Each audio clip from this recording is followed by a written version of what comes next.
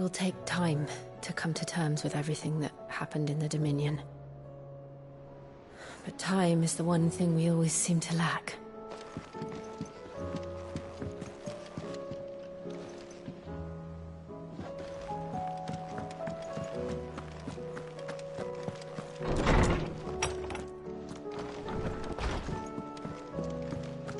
Did you see the pair that got hauled into time?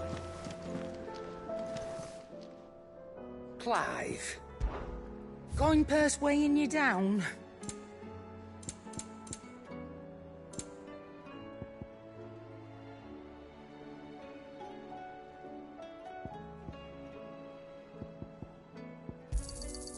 You're rubbing me blind, you know.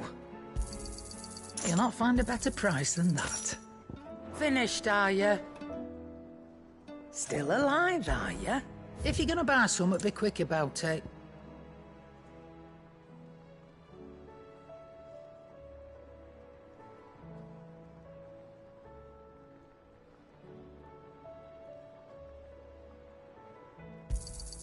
You're rubbing me blind, you know.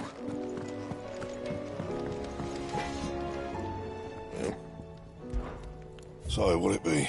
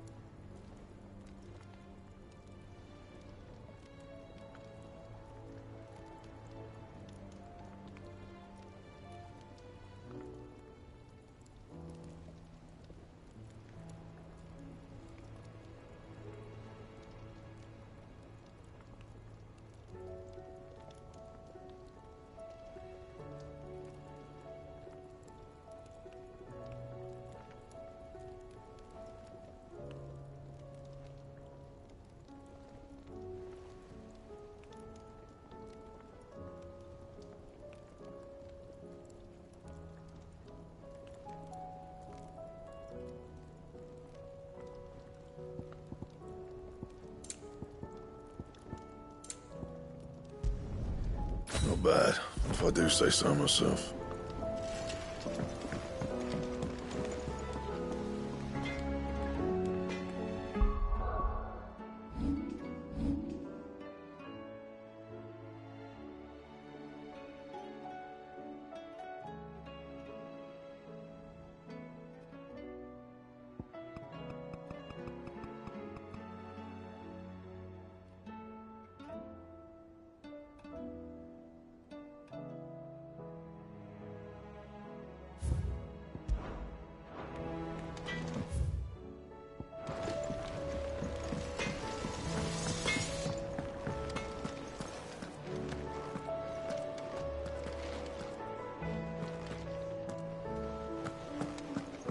Thanks for not leaving me in the Dominion. If you hadn't come back, I might still be stuck there. I told Nan we flew back on the Phoenix, but she walloped me for telling fibs. Can you tell her it was the truth, Clive? Seems the hideaway's lost its appetite. Can you blame them, with the skies as they are?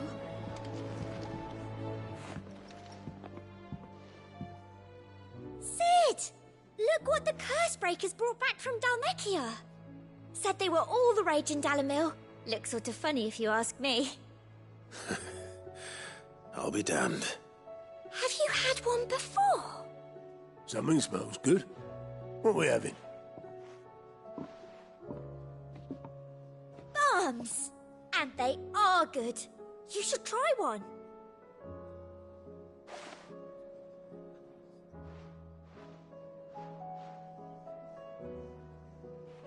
Eh? A bloody great hole in it. Who ate the rest? It's supposed to be hollow, silly. Haven't you ever seen Drake's Fang?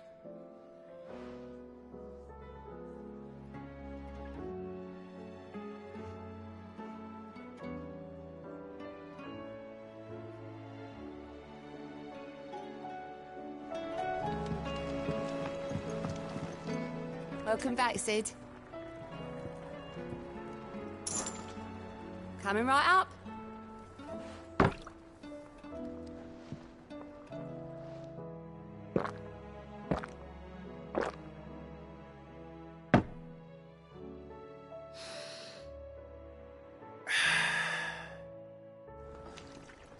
Don't be a stranger, Sid.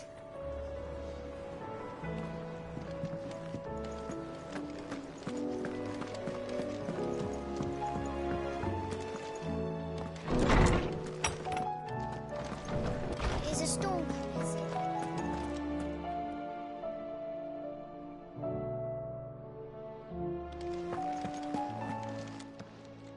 I was wondering when next you'd visit. I don't believe you've read this particular chapter before.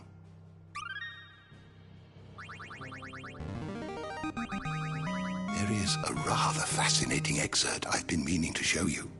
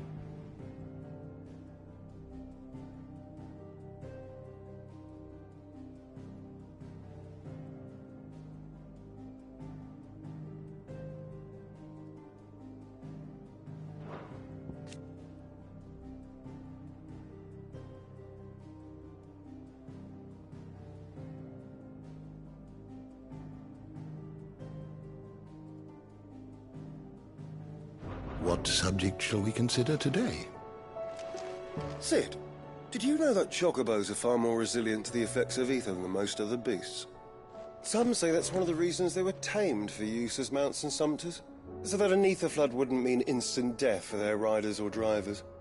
Me, I reckon they built it up over generations. Too many foolish traders driving their birds into floods, and only the toughest surviving.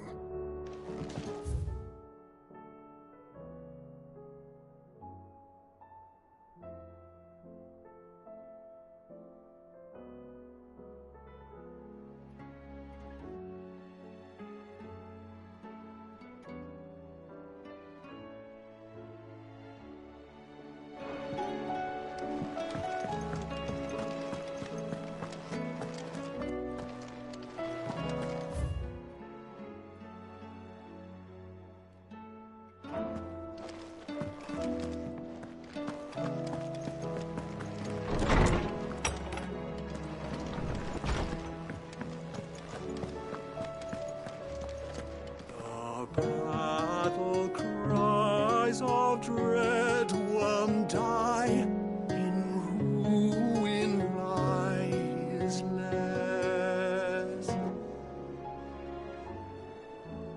as shrinks the glim, so spirits dim, unanswered call oppress.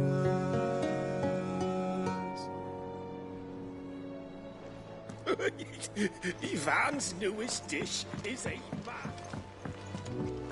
Or the moon, for that matter.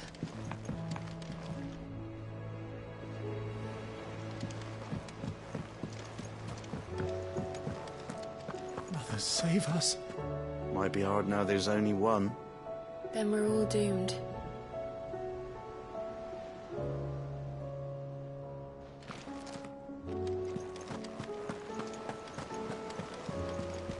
There's barely been a shipment in since the skies started boiling. A few more days without a visit and we'll have to start eating the blankets. Did you see that? Tell me you saw that.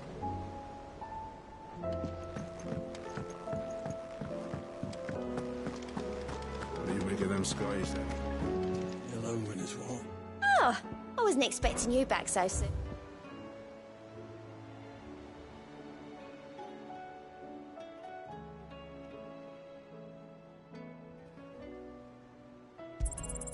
There you are.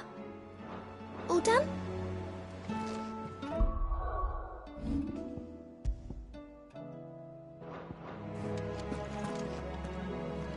Otto, how fares the realm? The realm? Oh, she's just fine. As long as you look past the fat storms out mother crystals and her skies are a roiling cesspit. And Gav? He's with your uncle in the Free Cities, helping Mid with her project. Sent an owl their way the moment the winds turned foul. Still waiting on a reply, though. Do you have any good news? Well, that depends on your definition of good. All right, fine. What do you suggest we do? Oh, no, I'm just the messenger. I leave the scheming to those more suited to the task. Could be that Lady Vivian and Old Tomes have their own thoughts on the current state of things. Could be that they don't. It certainly can't hurt to ask. I suppose not.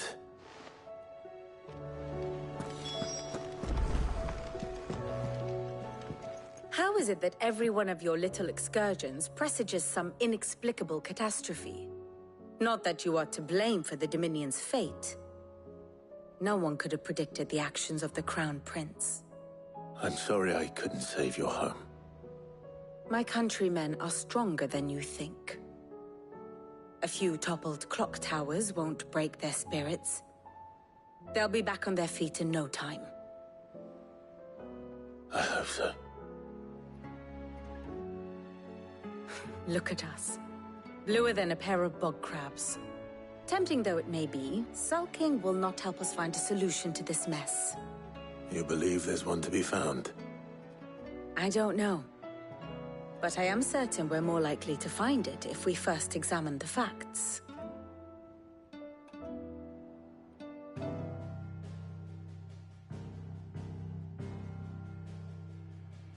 Beneath these darkened skies, fear and confusion reign over Valisthea. Oh, the lands around the fallen mother crystals had already begun to wilt for want of ether. But not like this. Crystals that filled wells and fueled furnaces. Now nothing but pretty shards of rock. And those that hang from the people's necks cast nary a glimmer of light to keep the dark at bay. It is only a matter of time before the common folk convince themselves that the end of days is upon us. Yet I fear a swift end is more than we can hope for. While most of the world thirsts for ether, the remainder drowns in it, spawning Akashic in droves. And amidst the hordes of mindless beasts, with magics as like to fail as function, even the strongest nation would falter. Rosaria and the Iron Kingdom teeter on the brink of collapse, while the tragedy in Twinside has all but paralyzed the Holy Empire. Dhalmekia fares little better. Rumor has it the ministers fled the capital after the fall of Drake's Fang, leaving their beloved republic to crumble. Waloed, meanwhile, moves in earnest. The Einherjar has been sighted off-storm. The world, in short, is in chaos. It would seem our civilization was nothing but a castle of sand, to be washed away at the whim of the waves.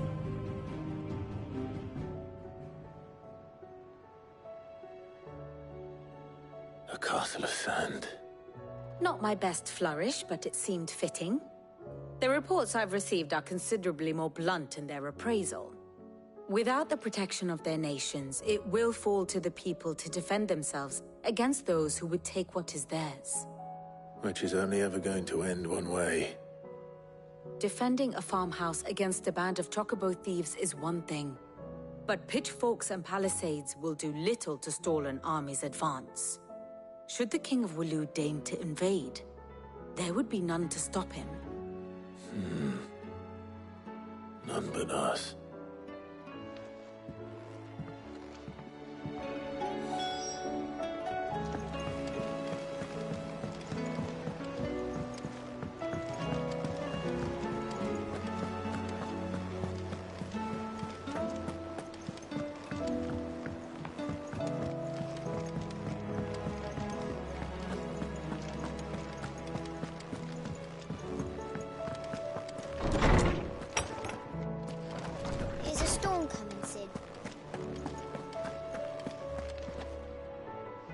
Let me guess. You're here about the skies. Is there anything you don't know, Lawsman?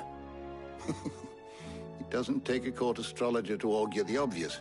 As for what has disturbed the heavens, that, I believe, is a question the Fallen might be better placed to answer than I. And on the 6th day did the gods tear the sun from the firmament, visiting darkness upon their prideful sons and daughters. But I dare say you remember your childhood lessons on the sins of Zemeckis only too well. You think they're connected? That Ultima was one of the gods responsible? Well, he has certainly exhibited powers that we mortals would associate with the divine. There is nothing divine about him. But he wouldn't be the first god of whom that could be said, now would he? Yet for all the fairy tales that tell of the sins, there is almost nothing in the way of actual historical accounts. Had I the Journal of Moss the Chronicler, I may have been able to tell you more, but alas, I fear all remaining copies have been lost to time. You will forgive me, I hope? Certainly not. Because there is nothing to forgive. Even without this journal, you provided us ample wisdom. And we will always be grateful for it. Perhaps Otto will be more inclined to share his thoughts when he hears what the others had to say.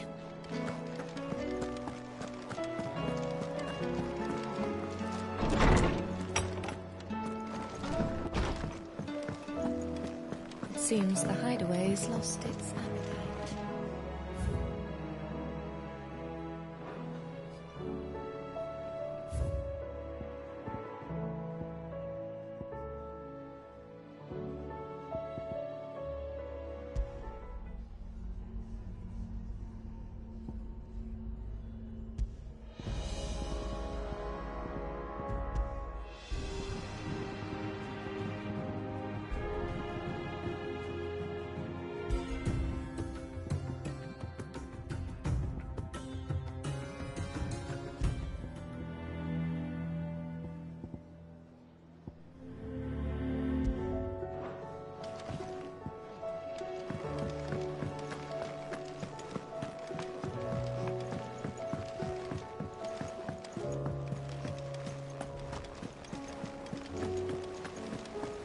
Did you see that? Tell me you saw that.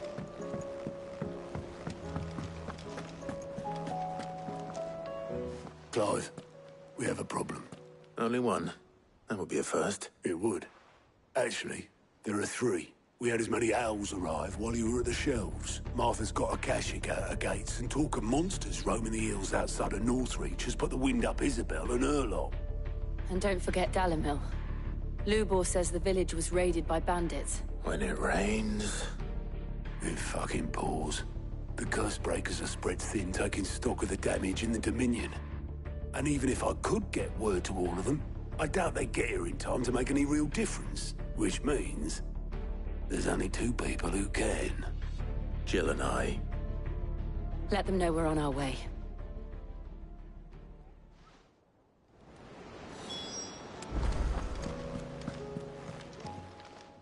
Clive!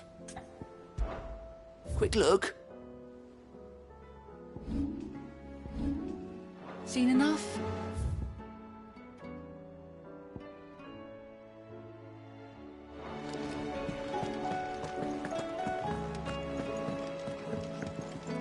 What will it be today? How may I help you today?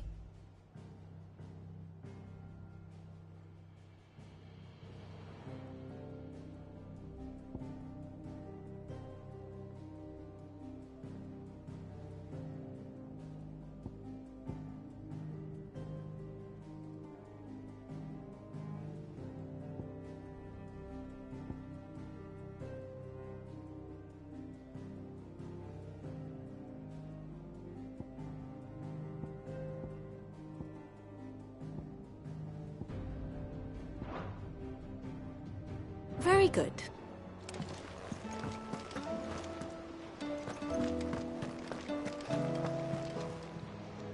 How are you doing? Anything catch your eye?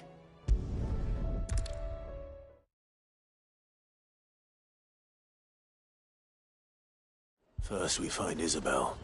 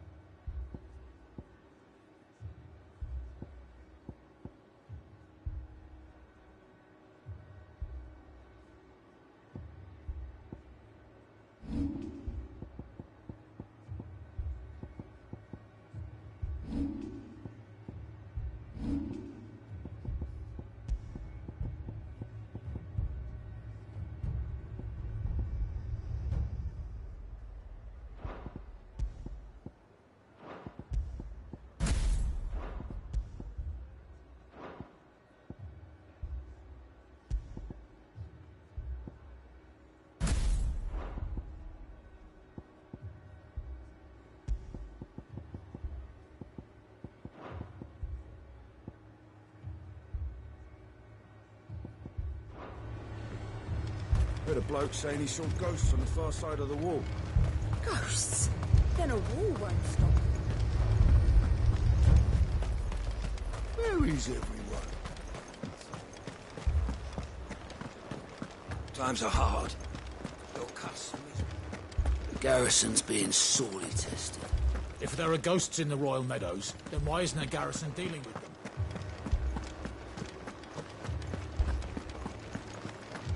4 left for more on the captain's orders. Only 2 came back. God has help us. I can't do it. I can't fight those things.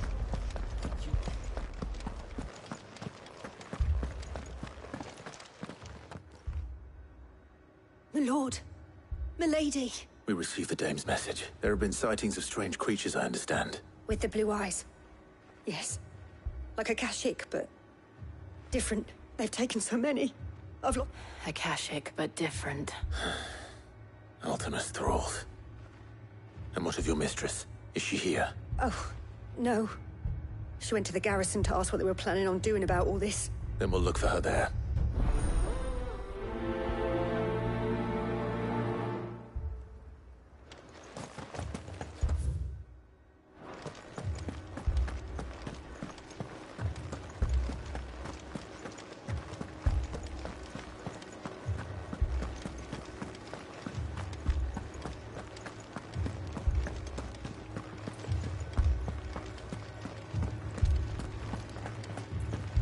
My brandy's been fucking useless since the skies went dark.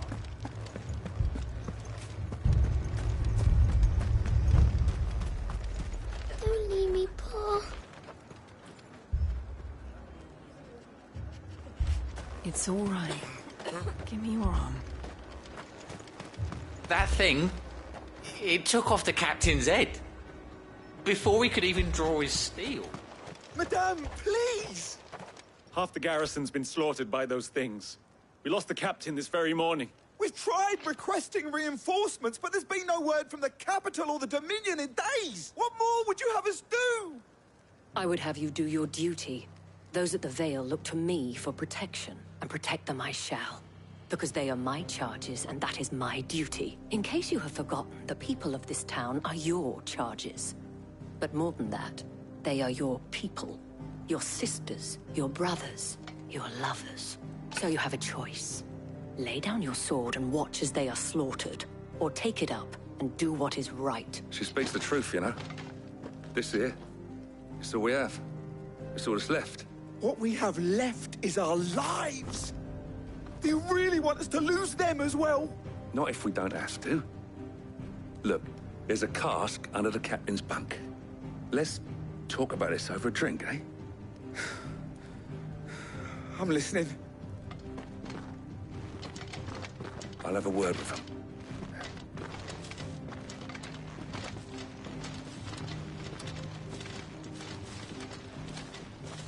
Ah, Clive. I didn't expect help to arrive so quickly. And sought to take matters into my own hands. It was a noble effort, but I thought you might still need some support. How like you to consider my needs. What we need to consider is where the creatures came from. The way the survivors speak of them, one would think they appeared out of thin air. And perhaps they did. It's hard to know what to believe these days. We'll talk to the survivors.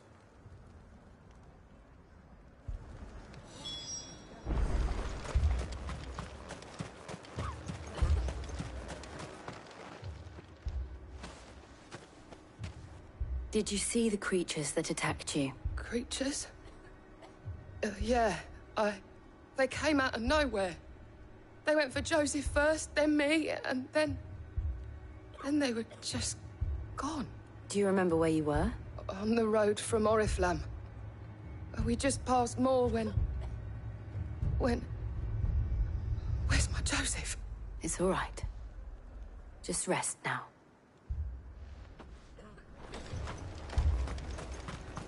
It's all right. My family. You're a pikeman, yes? What happened? I've got family in Moor. I heard the flood was spreading, so I went to see if they were all right. And a pack of them glowing things found me in the meadow. I ran for my life. I never did get to the village. Leave that to us. At least we have an idea of where the thralls might be now. We should head for more.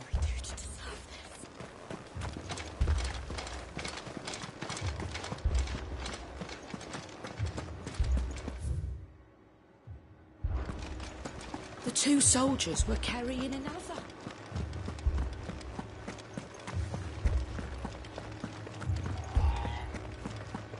It was all they could do to escape.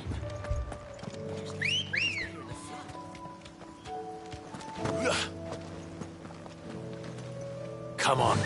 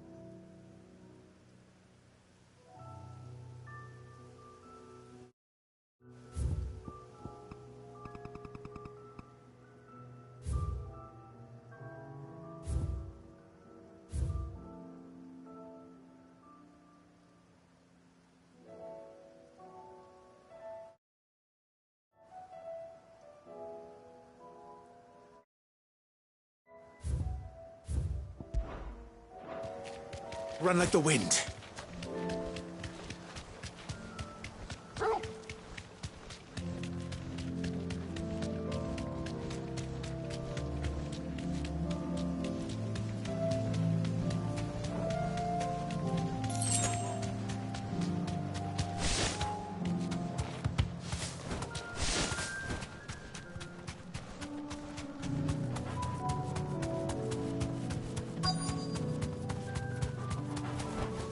Be safe.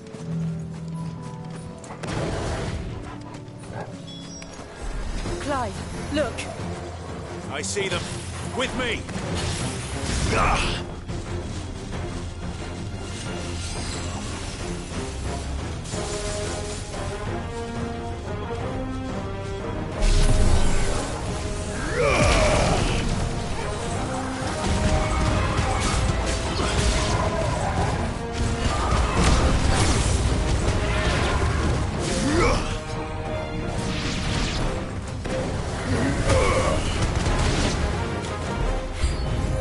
Should I prime? Save your strength.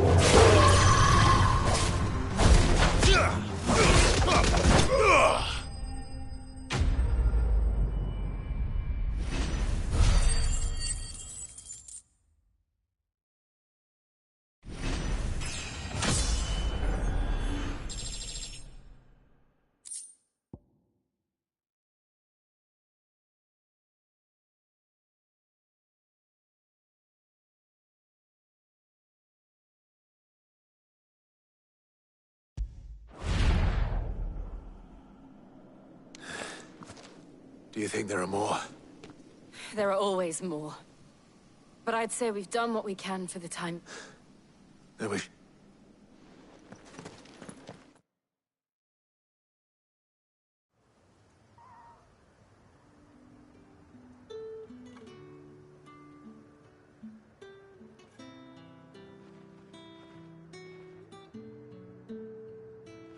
You have the town's thanks. Don't thank us yet. There will be more. Many more. And you'll need to be ready for them. Oh, we shall. Isn't that right, Captain? Yes, milady. The garrison will be ready. Philippe here has convinced most of the men to remain at their posts. For now, at least. Hearing that the Dane would look kindly on any man who committed himself to the task certainly didn't hurt. It's not the most selfless of motives, I'll admit. But whatever it takes, eh? Now me, I never needed convincing. I became a soldier to protect the people I love. And the people I love include the ones standing before me. Handsome and chivalrous.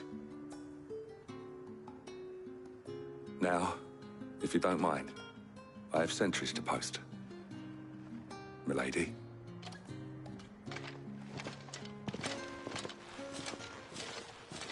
Lest you wonder, I'm not foolish enough to believe that this has solved all of my problems. But it has solved one.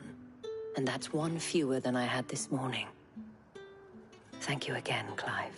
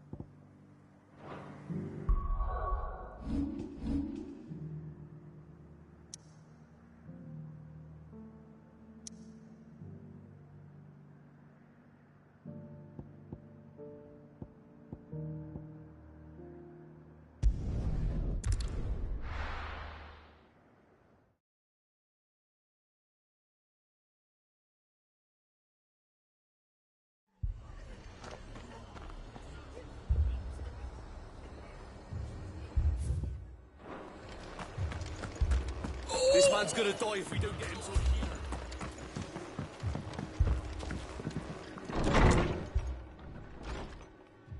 Martha, it's good to see you. And you, Clive. Jill? Otto said you'd been attacked by a Kashik. What exactly happened here? Those skies are what happened. Not long after they fell dark, we had our first visit. There were hundreds of them. Tried to storm the hill. Only a handful made it up here, but that was more than enough. The rest are still down there now. And while we have a few willing fighters holding them back, they're sorely outnumbered. What do you think, Clive? That we join the fight? I thought you'd never offer. Now, where I need you is the Fallen Gate. That's where the fighting is fiercest. Let the men know you've come to help. Something tells me they'll be pleased to see you. We're on our way.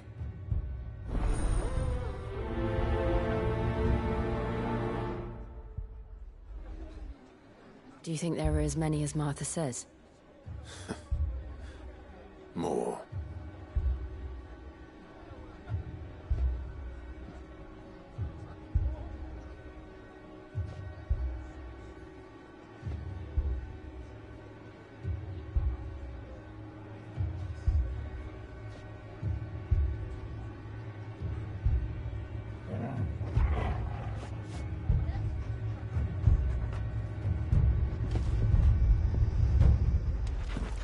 I can't take much more of this. They were too fast. Or maybe I was too slow. Stop that. You're alive. That's all that matters.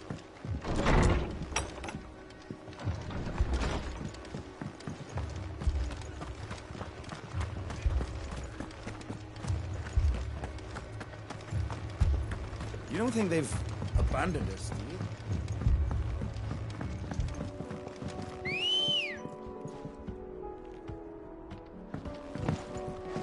Ready, girl? Run like the wind.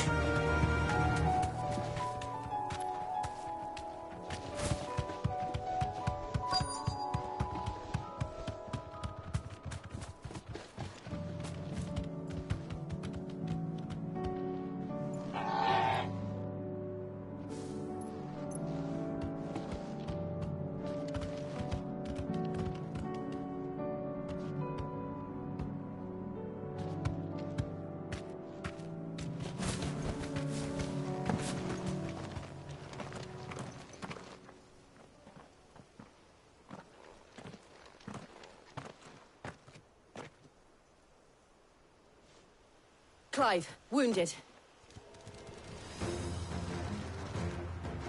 We deal with the Akashic first.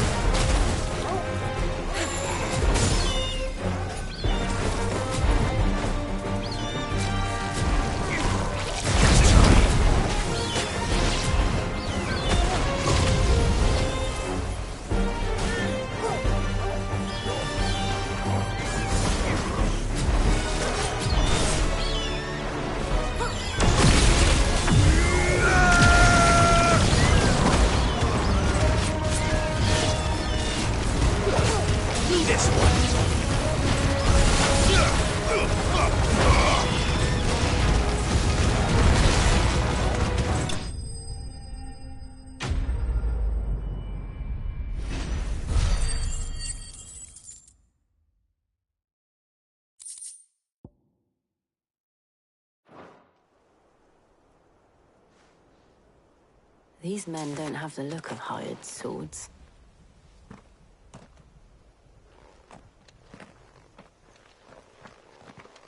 If you've come to rob this place, You are mistaken, my Lord Rosfield. We're here by Madame Martha's leave. how do you know my name? Forgive me, my lord. There wasn't time for introductions. We're with the Guardians of the Flame. Wade's men?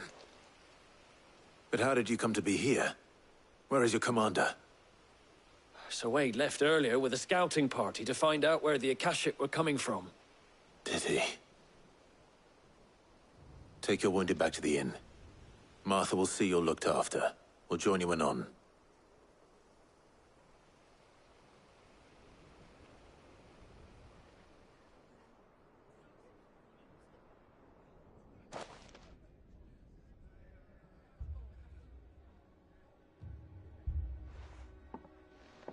And to think you took them for thieves. A fine reward for holding off the horde, that is. When did Wade and his men arrive?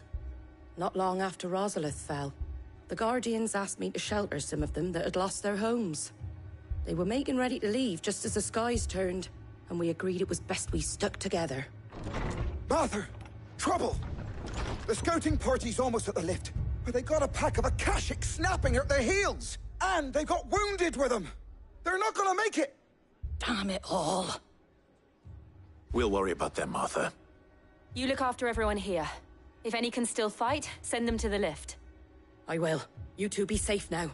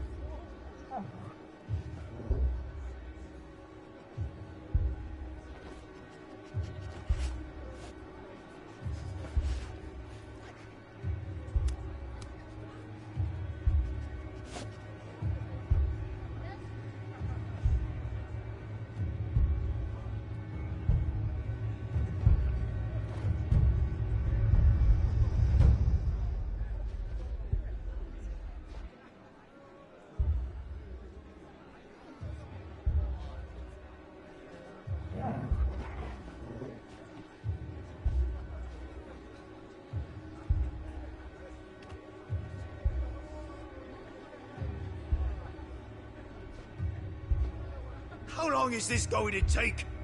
My friend's dying! So are a lot of folk. If you want me to see to your friend, then stop moaning and help.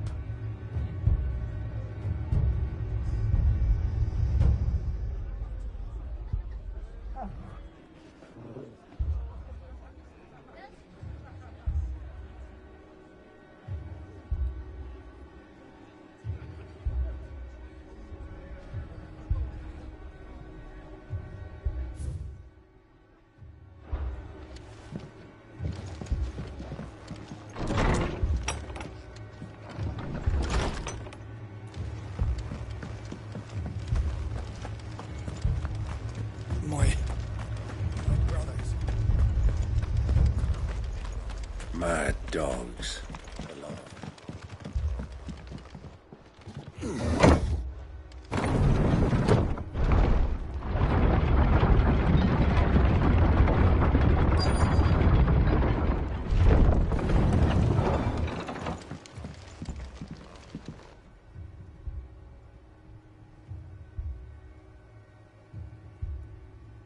Squire, I need you to get those who can still walk up the lift to Martha's. But what about... I didn't ask, Oscar. Sir. Sir Wade. Lord Rosfield. If you aren't a sight for sore eyes. Martha seemed to think you might need some help. And by the looks of it... We thought we could sneak by them, but we didn't know there would be so many. How could we have? Behind you!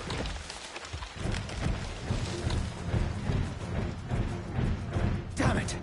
We need to get the injured to safety. Do you think we can hold them off? We can certainly try. Are you with us, Sir Wade? Always. Then let's do our duty.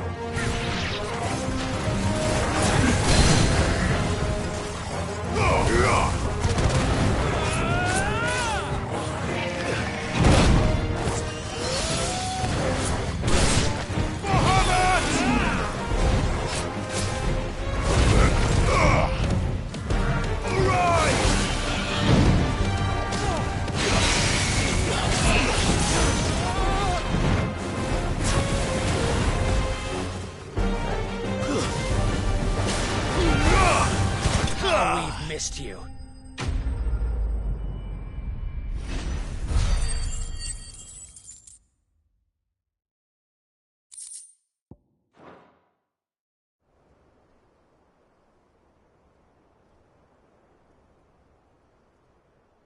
Is anyone hurt? I don't think so. And yet again, you've pulled me from the flames.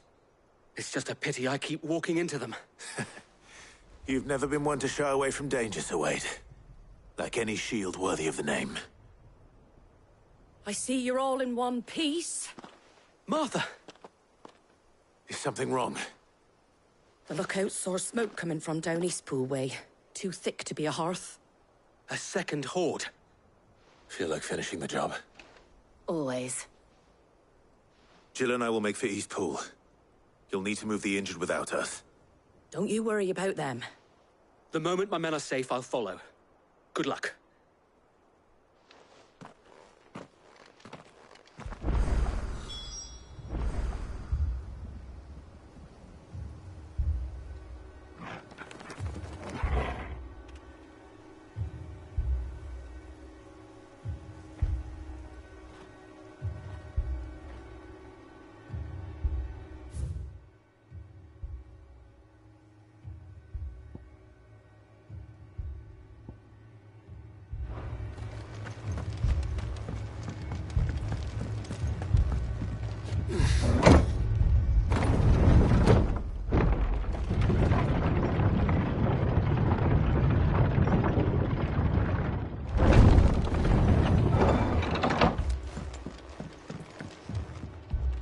Mad dogs, the lot of them.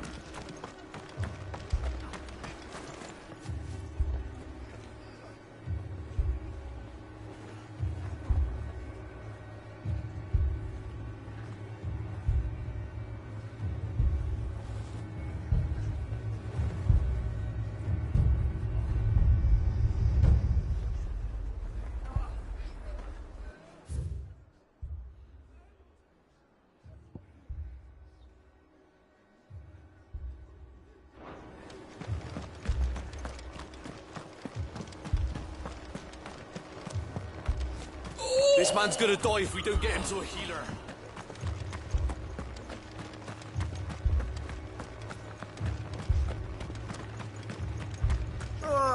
Just patch me up as quick as you can and get me back out there. My Fiends try to climb the walls here, too.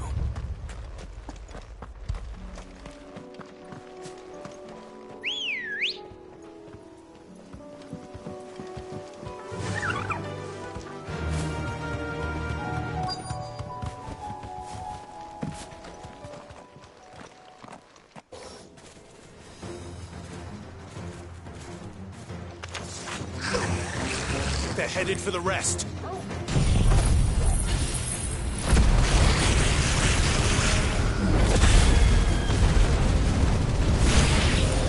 We have to slow them down. Martha and the others won't be ready.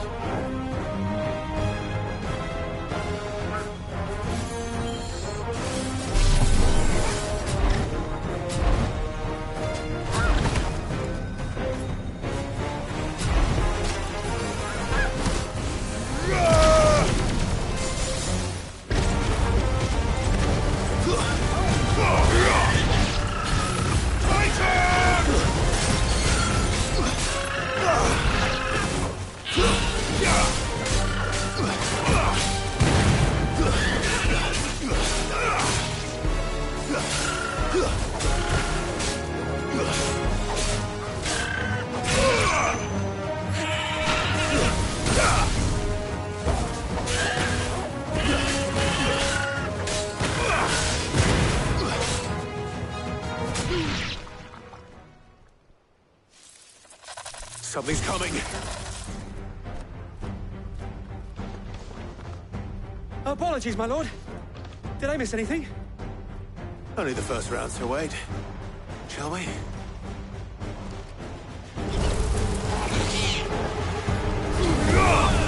It's over.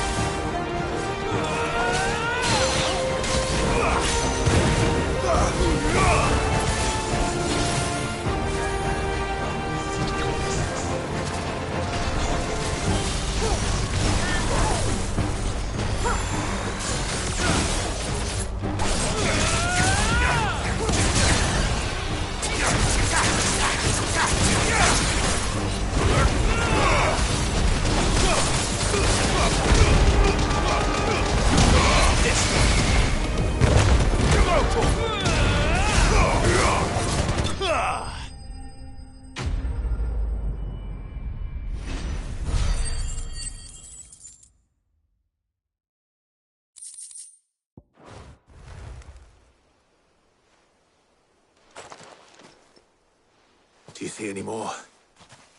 No. I think that was the last of them. But it won't be long before the next lot arrive. Then we make for Martha's while we can.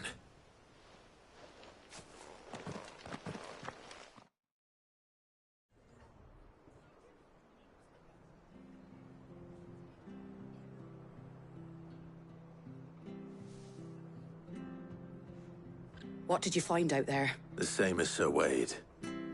Scores of Akashic. Well, wherever they came from, they're gone now. Our lookouts say the lowlands are clear. Hopefully we'll have enough time to lick our wounds. How many of your men were injured? A damn sight less than if you hadn't turned up. Thank you. It was a hard-fought victory. But as long as the skies remain dark, I fear the Akashic's numbers are only going to rise. It's not a matter of if the Horde will be back, but when. And whether that's sooner or later, we'll need to be ready. The inn here affords a good view of the land, and is easily defendable. I'd like to make this one of our outposts. What do you say, Martha? You'd have more men to guard the rest. Well, when you put it like that, of course they can stay.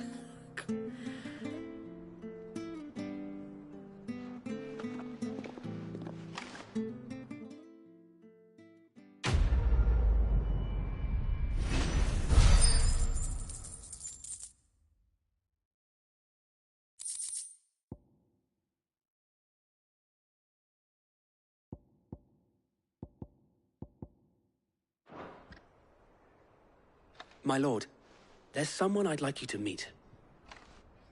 Oscar, over here.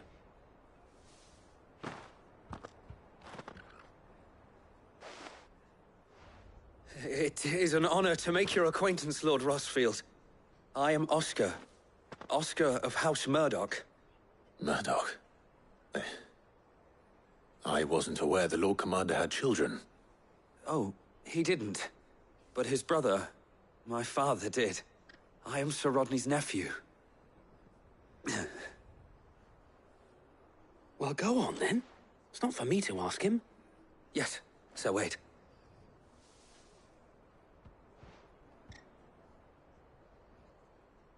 If it please you, my Lord Marquis, might you take me as your squire? I would learn the duties of a shield from the finest. I'm sorry to disappoint you, Oscar, but I am a shield no longer. Nor was I ever the finest. And spending time in the company of an outlaw hardly seems a fitting education for one aspiring to take his oaths. My Aunt Hannah once told me that a man is not defined by his title, but what he does in its name. You have accomplished much since taking on the mantle of Cid, winning no little honor in so doing. And I would sooner serve under an honorable outlaw than an unworthy shield. Not that Sir Wade and the other Guardians are... I mean to say that, they're... It's all right. We know what you mean. There is only so much the boy can learn from me, my lord. But a squire... Would that really be so bad? You were a squire once. And I'm certain Sir Rodney would approve.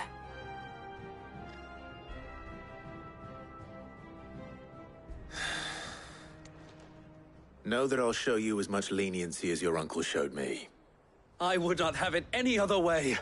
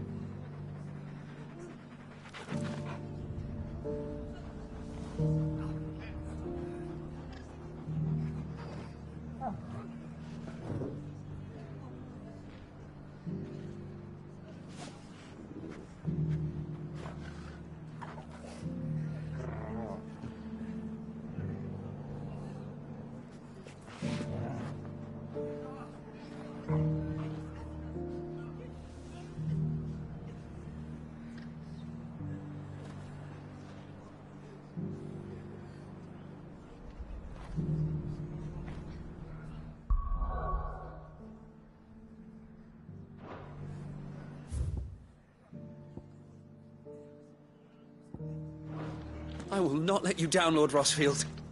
You, or my uncle. We shall be staying here for the time being, and not just for the air.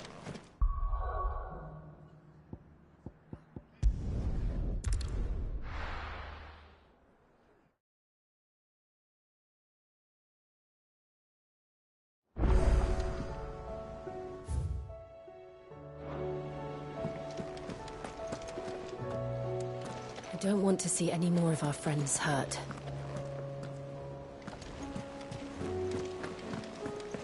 Did you see that? Tell me you saw that.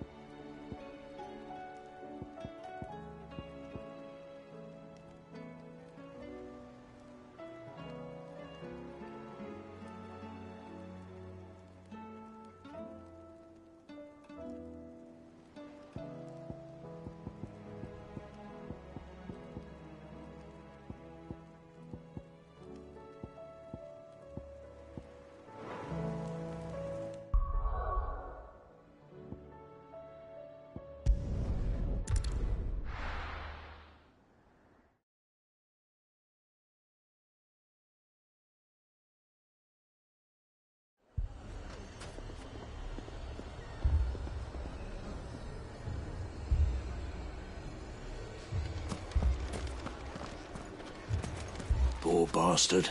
Couldn't run because of the weight of his load. Still, better a branded than one of us.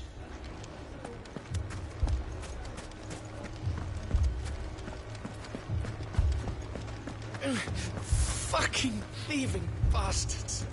If you're wondering why Dalamil's in such a sorry state, you can blame the bandits.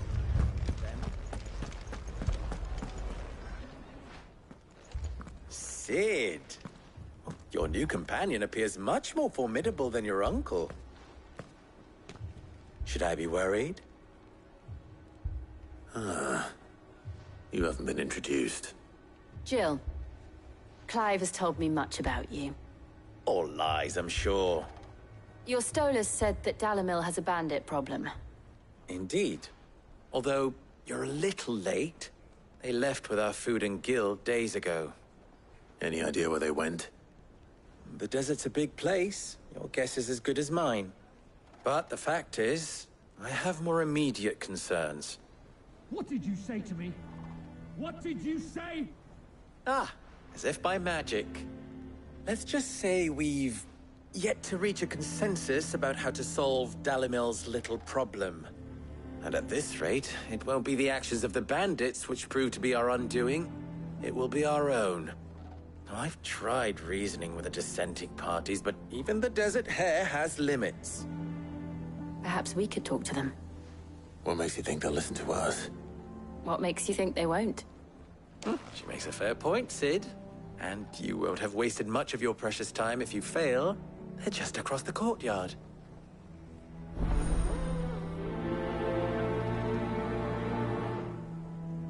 Suppose we just follow the shouting.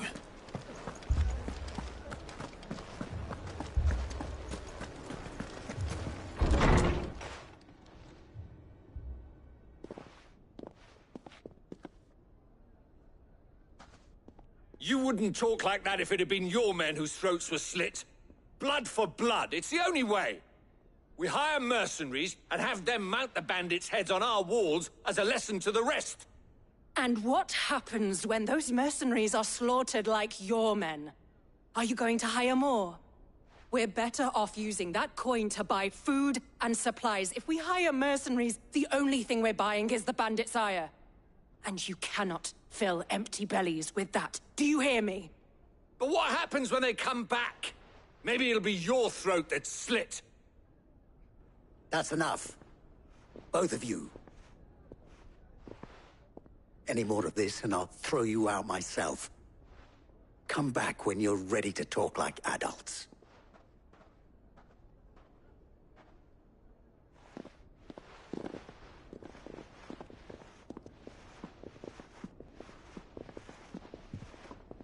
Victor.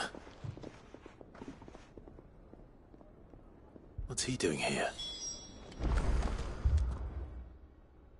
Sid. And Lady Jill. What brings you here? I was about to ask you the same thing. Costness is in chaos, and the markets have all but ceased to operate. The Briar's Kiss here in Dalimil is the only place I can reliably obtain supplies. I was here to do just that when Master Lubor told me of his troubles. He thought I might be able to talk some sense into these fools. But if you're here, I suppose his patience must be waning. Who are those people? Those were the thorns in Lubor's side. And the reason this place might be headed the same way as Costness. It's these accursed skies. The darkness is enough to drive a man to madness. Or an entire city, for that matter. We're still working on the skies. But in the meantime, perhaps we can find a solution to Dalimil's problems. I hope so. For all our sakes.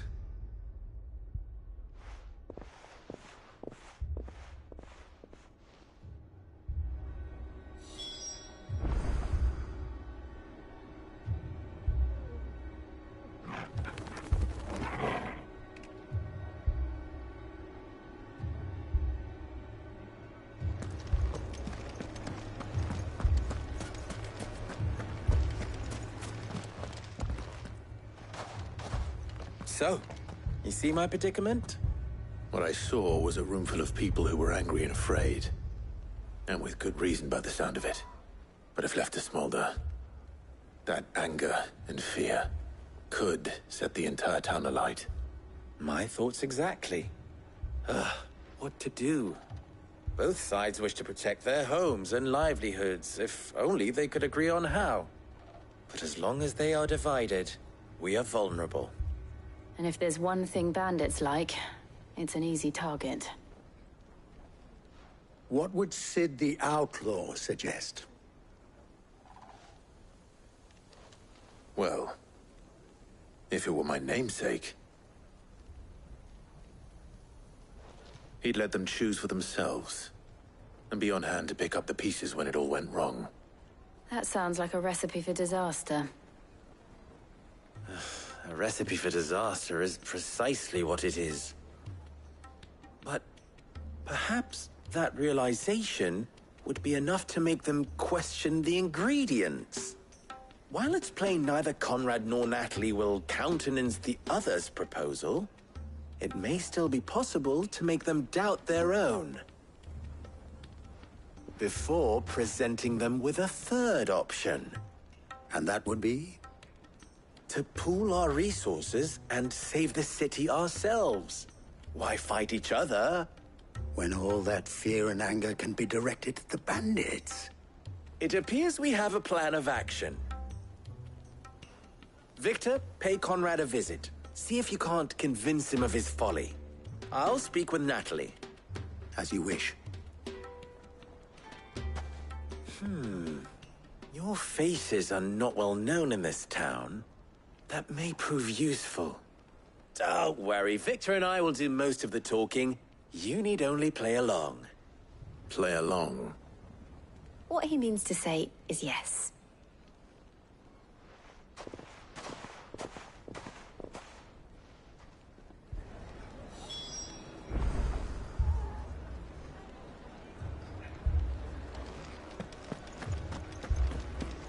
Oh, I'm ruined. My shop. If I had my pickaxe, I would... I mean, it may still be possible to buy some. Ah, here he is now. Natalie, allow me to introduce Lord Underhill of Randalar's prestigious League of Merchants. Lord Underhill. At your service. Underhill? I was just telling the good lady of our conversation, my lord, and how you were lamenting the state of the capital's stores. Lubor says that not only are the granaries almost empty, but that war and the Blight mean this season's harvest won't be enough to fill them for winter. Indeed, certainly that is the case. The nobles in the capital are buying up the city's stocks of barley and wine, driving the prices higher than most commoners can afford. It is only a matter of time before the peasants revolt. It is worse than I thought. If what Lord Underhill says is true, I fear we have little hope of supplementing our stores, meager though they regrettably are. And while I applaud your endeavors to dissuade our more bellicose citizens from seeking vengeance, I sense Conrad is not wrong in his assessment of the bandits' likely return. Which means that now, more than ever, we will need to secure what little we still have. Food, weapons, herbs, everything. If our humble town is to endure not only this hardship, but those that are certain to follow, we must stand united. All right. If it will help to protect my home, I'll do it. But you needn't have gone through this charade.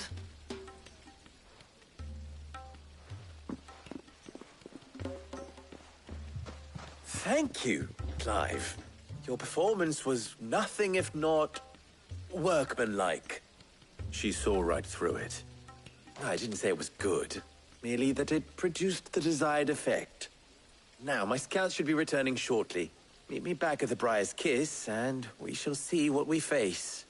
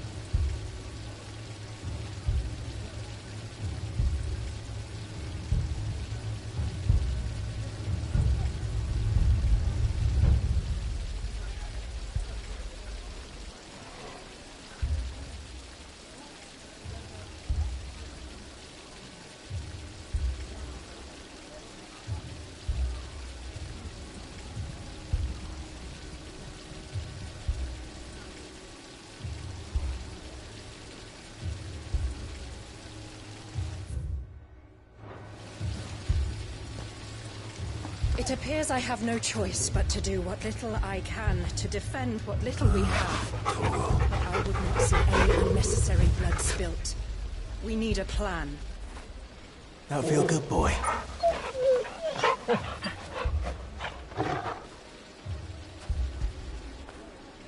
When did you get so big?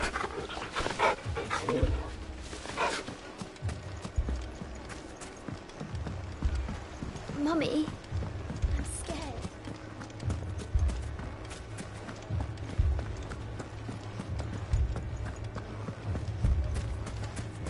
Picture it, Conrad. Your own city guard.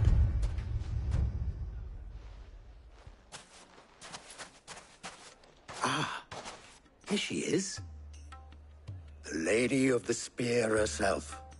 Conrad, may I introduce you to Jane, commander of the Red Wings, the oldest mercenary guild in the Free Cities. A pleasure, my lady. The pleasure is all mine. As I told you, I summoned the commander here from Canver to inquire about a contract. Victor says you told him no. That there aren't any men left to hire. Is that true? True as the crystals cracked. Nobles came and claimed every last one worth his salt. And not just from us Red Wings. You know of the 7 high houses. There must be 2 swords assigned each one. Granted, we have a few boys left.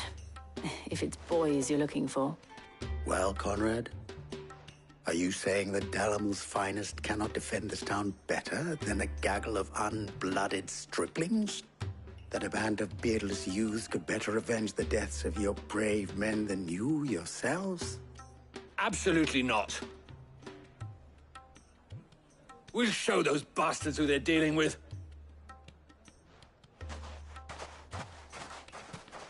I can't believe that actually worked. Conrad's not what you call the brightest candle in the crypt. And there's a reason why I had you do the talking and not Sid. Well played, my lady.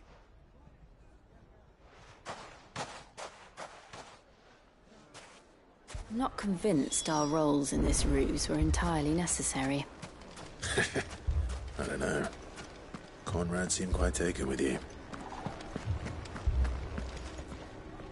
Good news, Sid. Both Conrad and Natalie have somewhat gracefully accepted their new roles. With time, they may even learn to.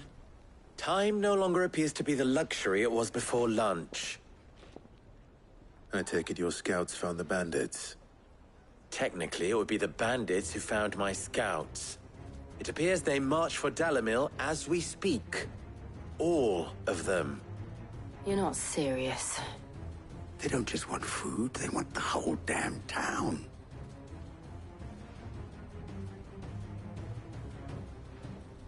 I have a favor to ask. I'm told the bandits march in 2 groups, one from the south and one from the desert, in a move doubtless intended to stretch our already gossamer-thin defenses. Very well. Jill and I will meet those from the desert. But what of the rest? The rest, my friend, the city shall fight. Together. The stakes, I concede, are high. But if this does not unite Dalamil, nothing will. That is a lot of faith to put into those who had their hands around each other's throats but a moment ago. Then it will be for us to see that their hands are kept occupied. And I do mean us. I thought you might say that. We'll hold them off for as long as we can. And we will do the same.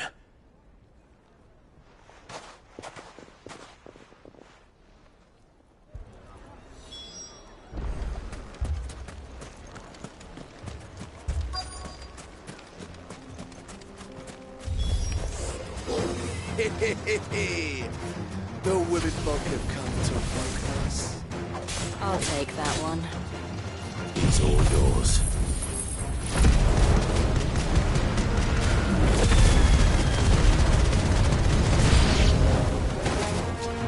They mean to overwhelm us.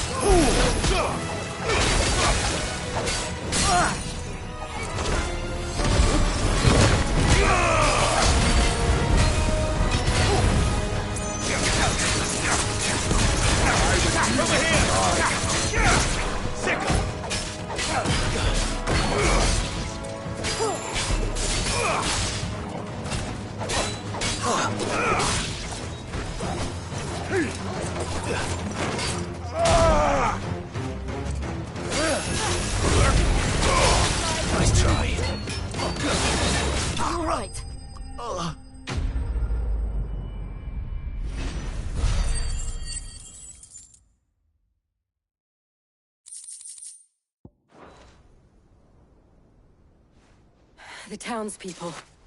Could they have held out? I don't hear any fighting. What do you think? That we should hurry.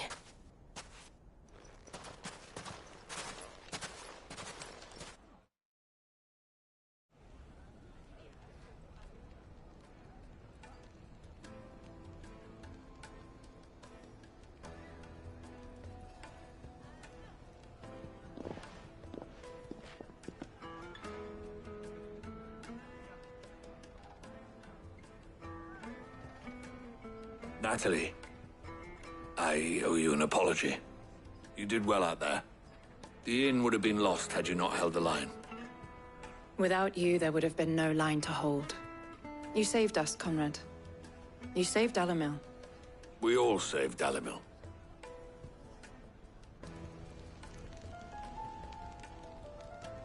Conrad seems to have had a change of heart. I'd say they both have. I take it from your presence that our visitors from the desert won't be joining us either. Pity. The plan worked, Sid. Granted, it only took an army of bloodthirsty bandits at our gate. Calm now, Victor. Why quibble over the details? We are united, and that is all that matters. As for you, Sid, you fight considerably better than you act. I'll take that as a compliment.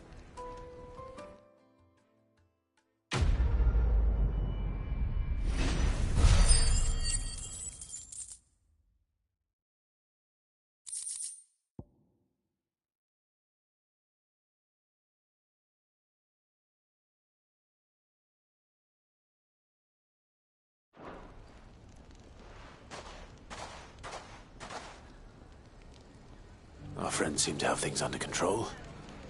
For now, at least. Let's go and put Otto's mind at rest.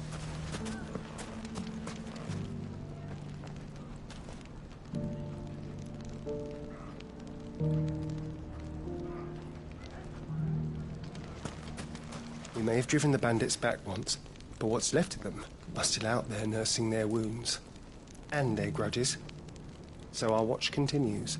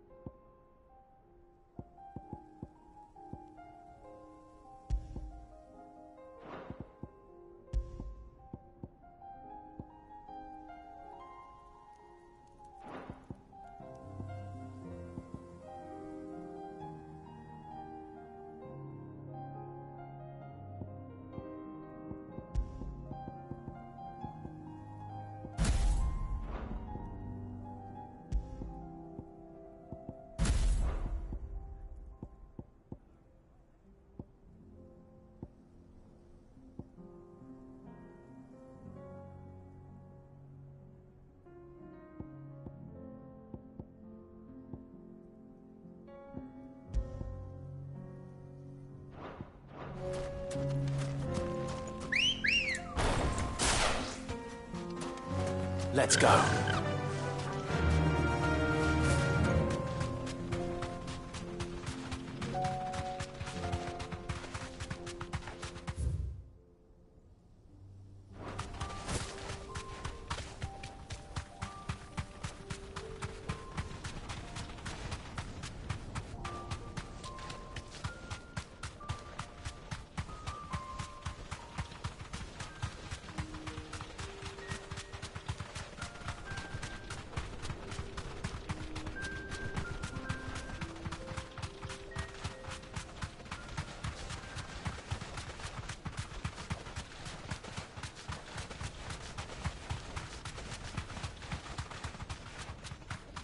Careful.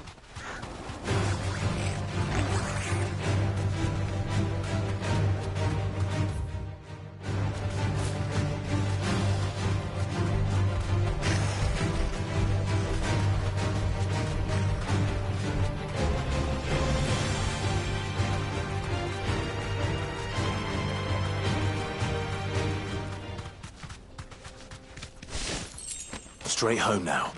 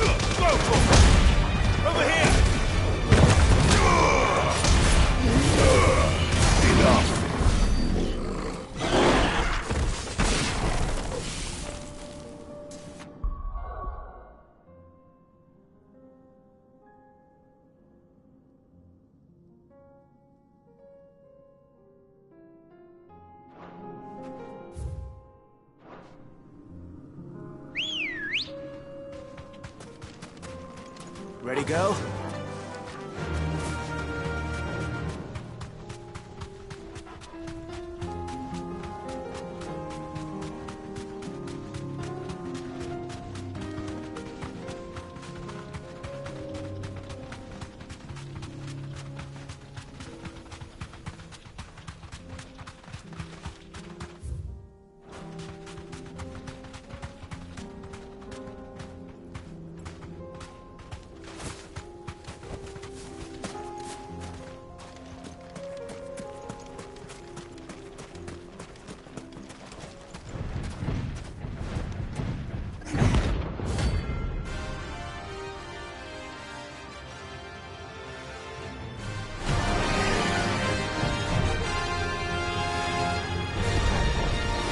Well, Clive, looks like we got a even bigger sword.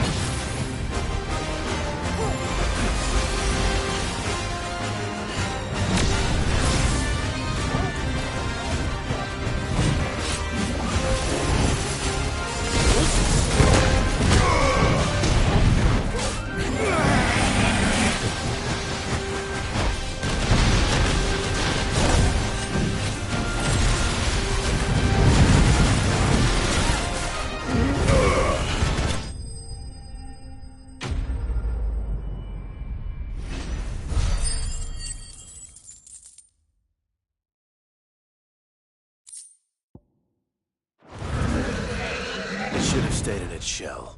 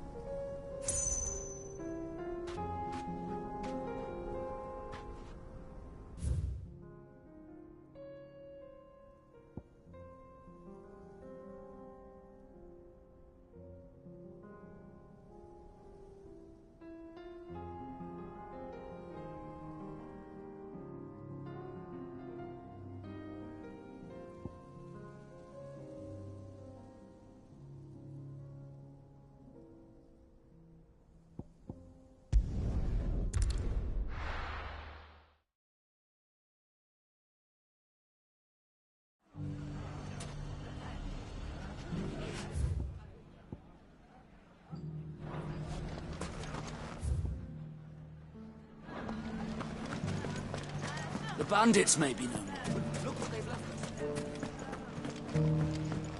Mummy? The gentleman of the town guard is...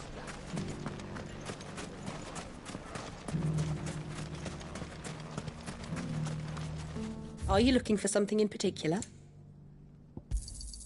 Here you are.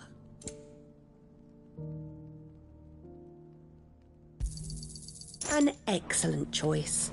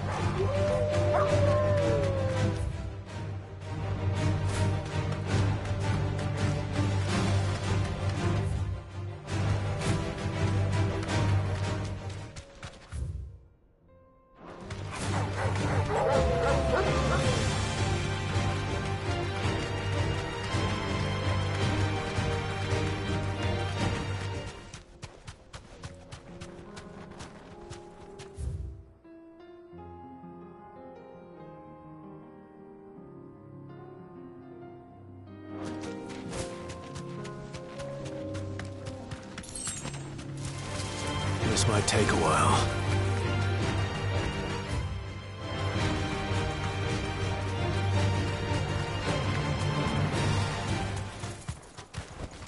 Thanks, Gal. No mistakes.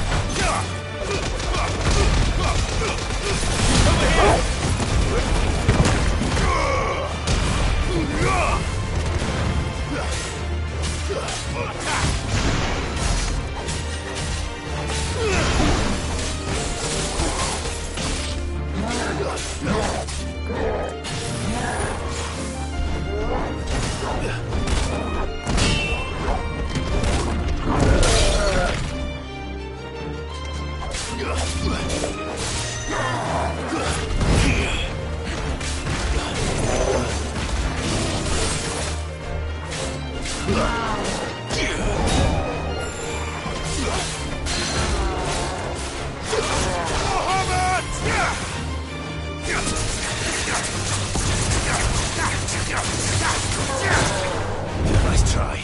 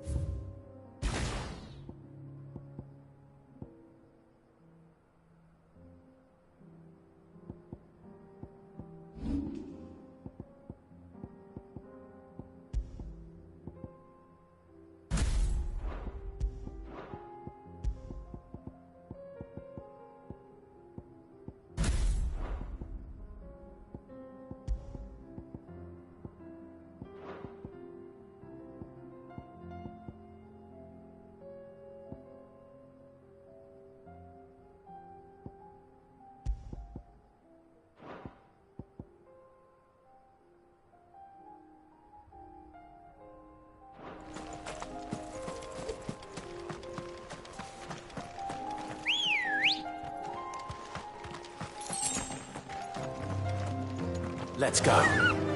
Run like the wind.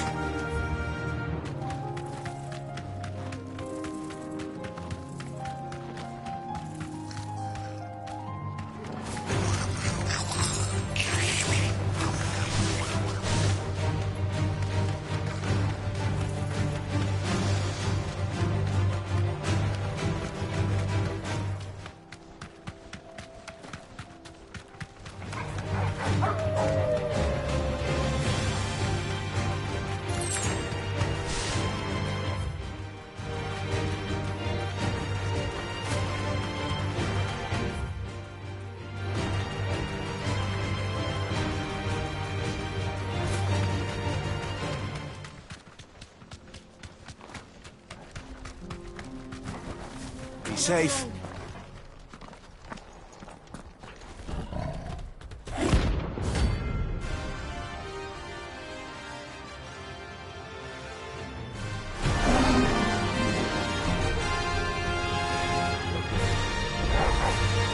Playtime for the pack, is it? Let me introduce you to mine.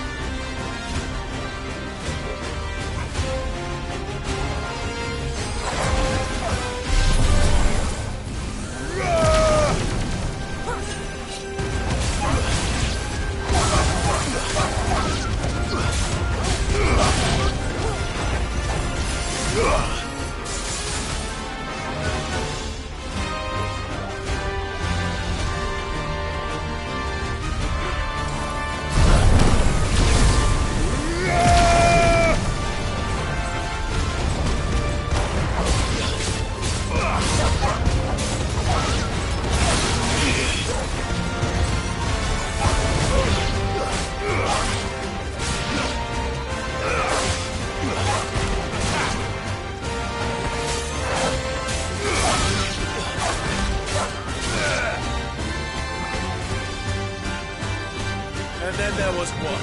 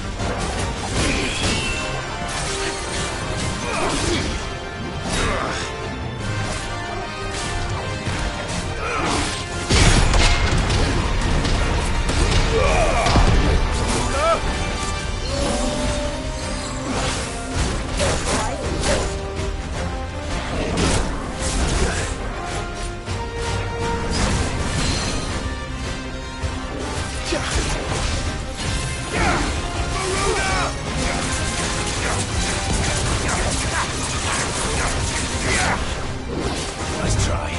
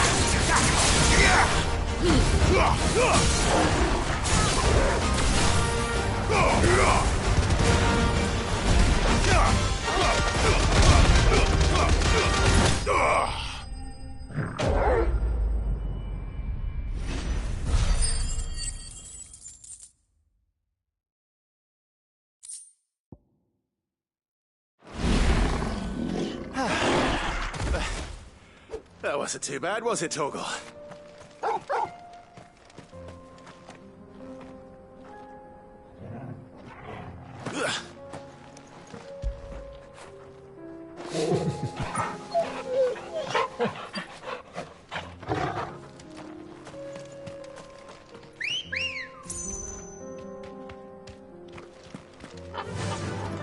Fly, Ambrosia.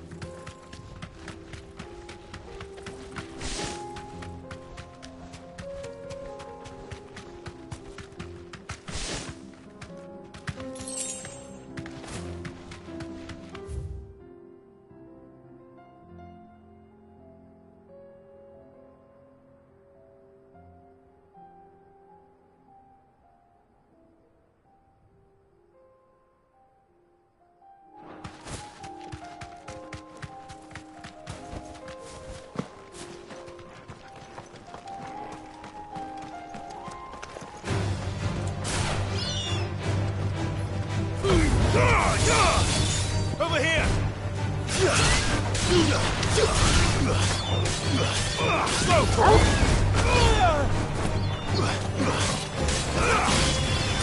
Bahamut!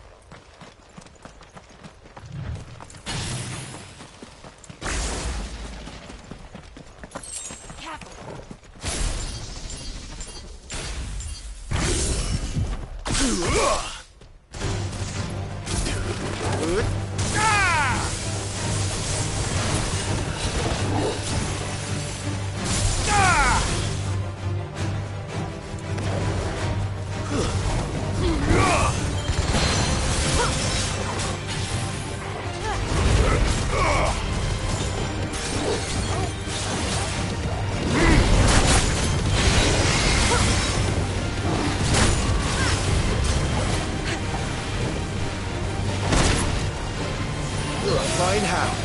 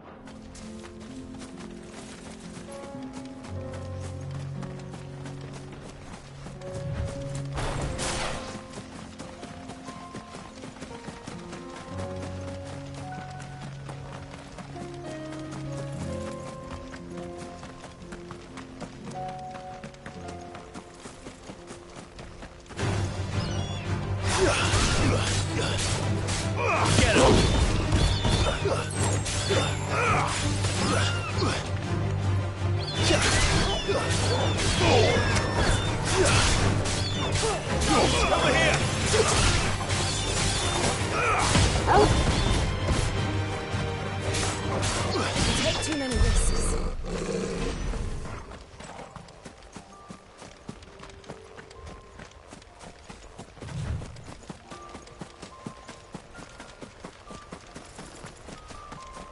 Company.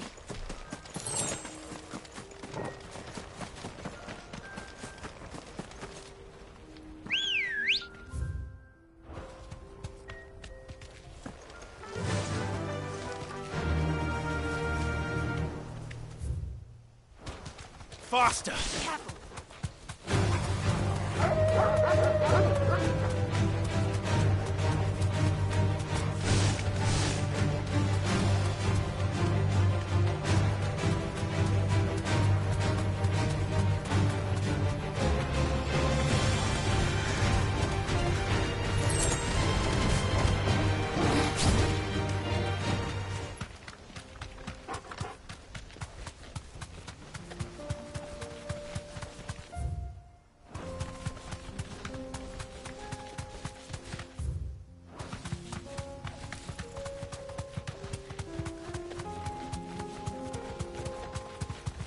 company.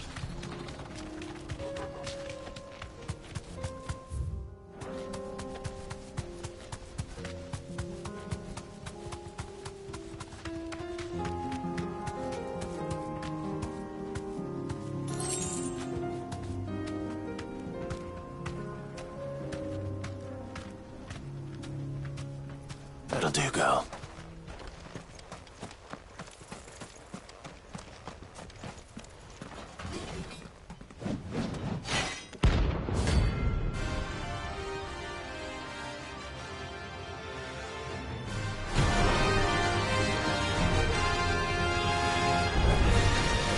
Another God's forsaken soul, eh? Only those who have nothing. Show empty your pockets.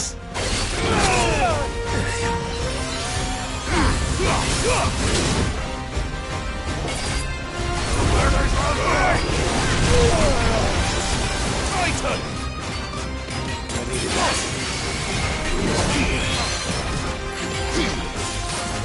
I needed that. Let's have some fun!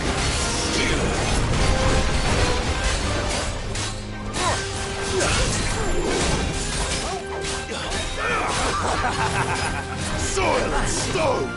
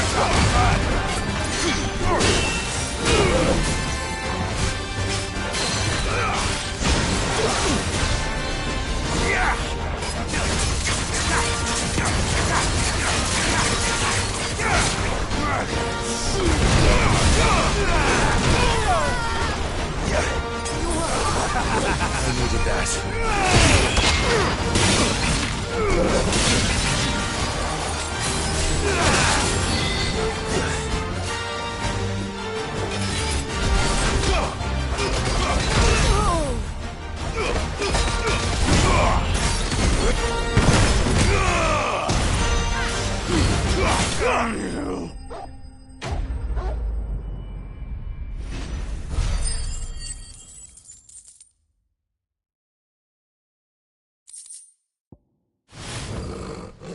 A deserter turned outlaw. We were more similar than he knew.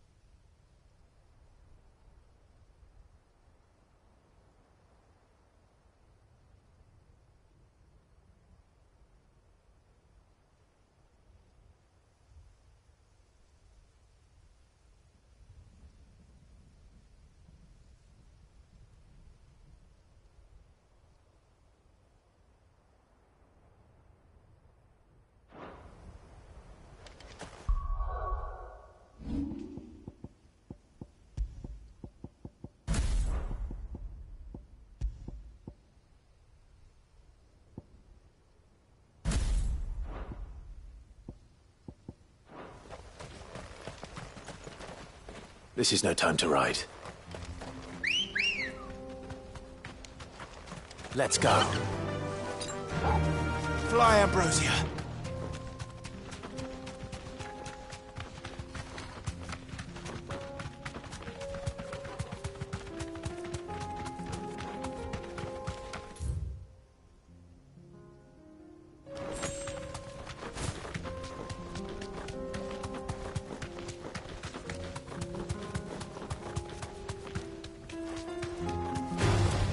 This won't be easy.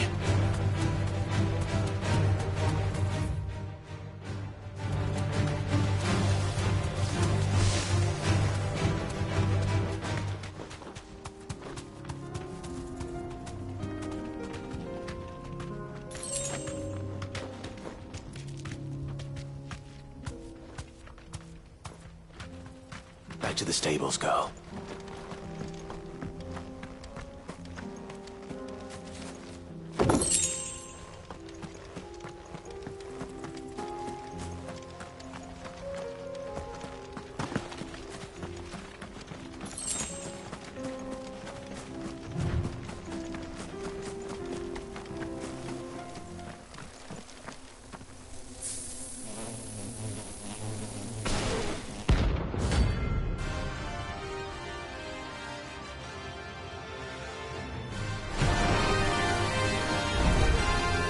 They don't look happy.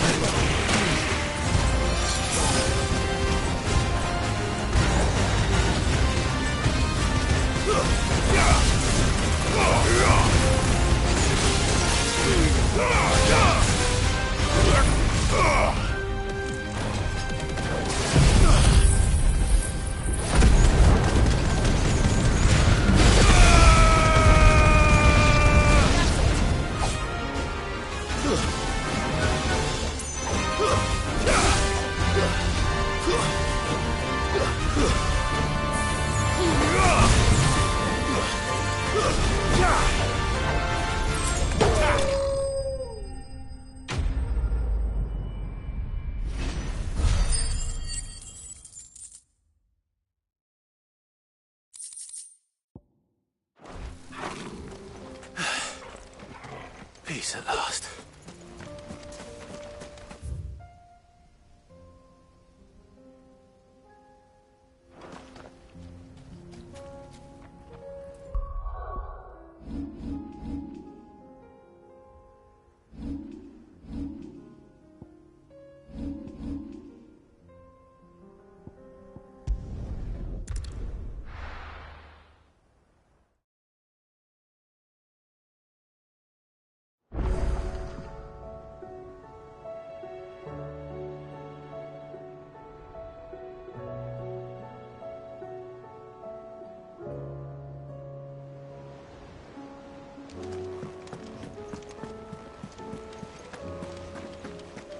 Did you see that?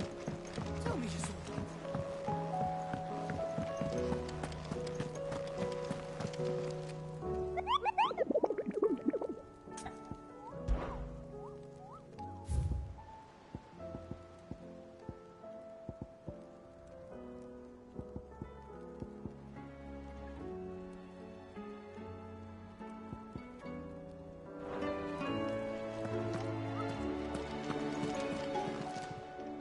Welcome to the Patron's Whisper. Is everything we've received and everything promised?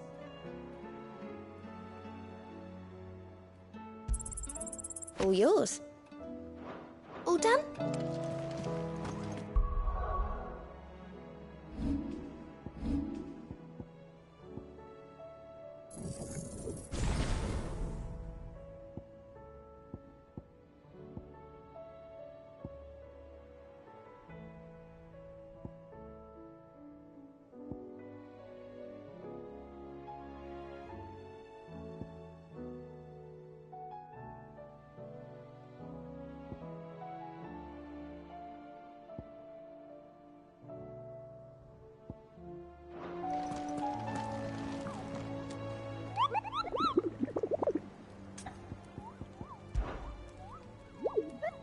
You mean the Iron King?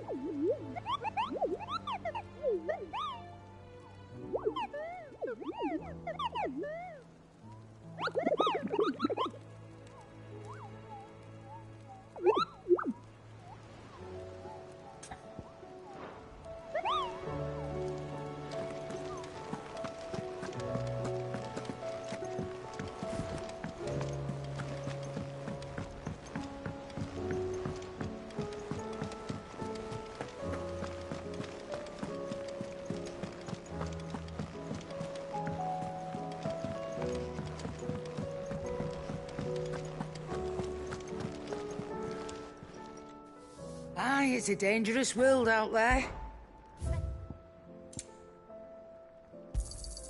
You'll not find a better price than that. Finished, are you? What do I owe the honour? So, will it be?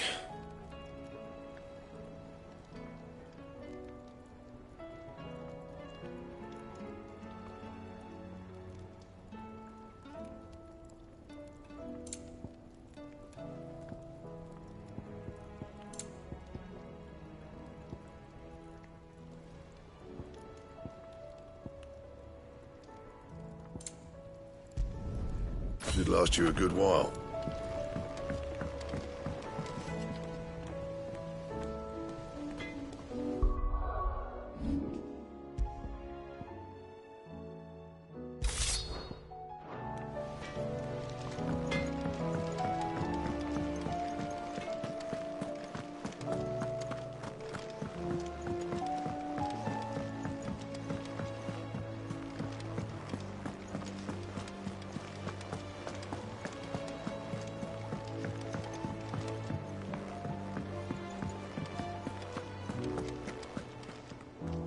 Was wondering when you had ours from all our friends thanking you for your timely intervention.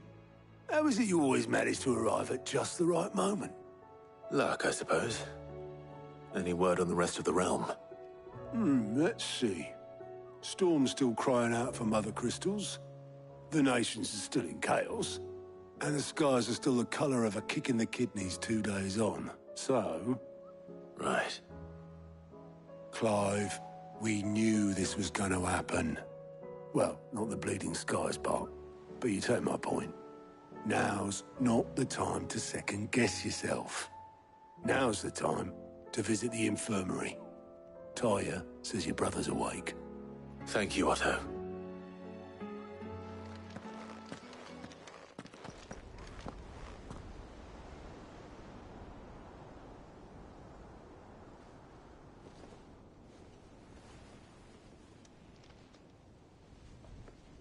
So it was not Sylvester, but Olivier who served as Ultima's puppet. And when Dion learned of this, he sought to slay the fiend.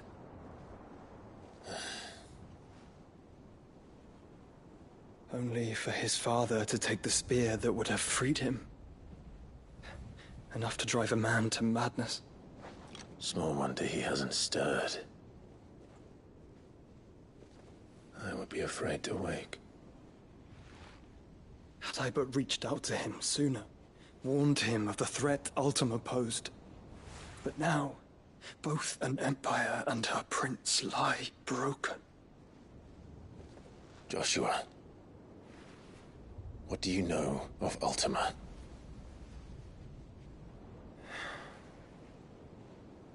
Very little, I'm afraid. Despite my best efforts. 18 years ago, as I lay buried beneath the rubble of Phoenix Gate, 'twas not death who came for me, but another. And it was while in my rescuer's care I first heard of Ultima. I've been chasing his shadow ever since. Ultima is driven by some deep, dark purpose, and for whatever reason, it would seem you are crucial to his designs. He will stop at nothing to have you, even if that means toppling an empire. But why me? What possible use could I be to such a creature? That is one of many answers that have eluded me. Yet, I am certain of this. It is not mere chance. You were chosen for a reason. All dominants carry within them the might of an icon. Nigh limitless power that is at once acutely limited. I wield fire, and only fire. And I only ice.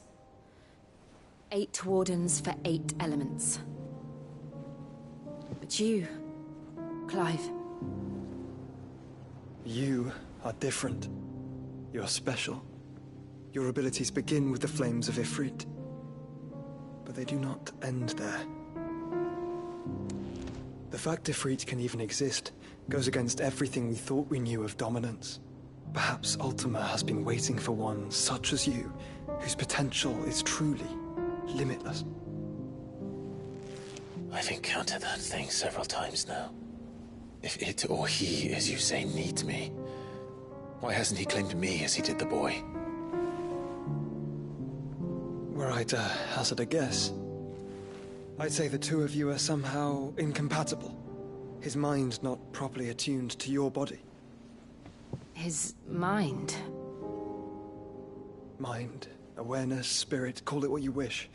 But I believe Ultima to be an embodiment of the concept. It is why I struggle and fail to contain him here inside me. I'm sorry. Inside you? With every setting sun, I feel my strength wane. And though the Phoenix's flames mend the prison I have made for Ultima, they do so at a cost. We must find a means to bring an end to him before I meet my own. What were you thinking? It was that or let him take Clive. And I've always had a soft spot for my brother. But that doesn't mean you should sacrifice yourself to save me.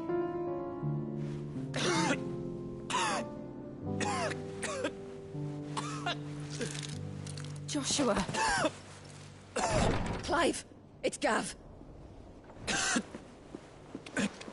There's an army of Akashic at the gates of Canver.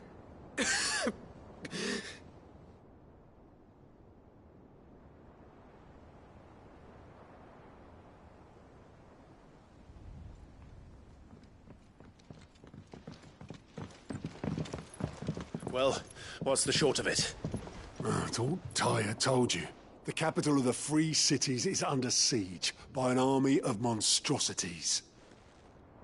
The city guard are doing their best to stem the tide, but numbers ain't on their side.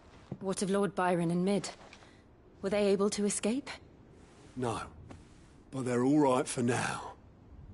They're hiding with Gav at midship. We have to get them out of there. And we shall.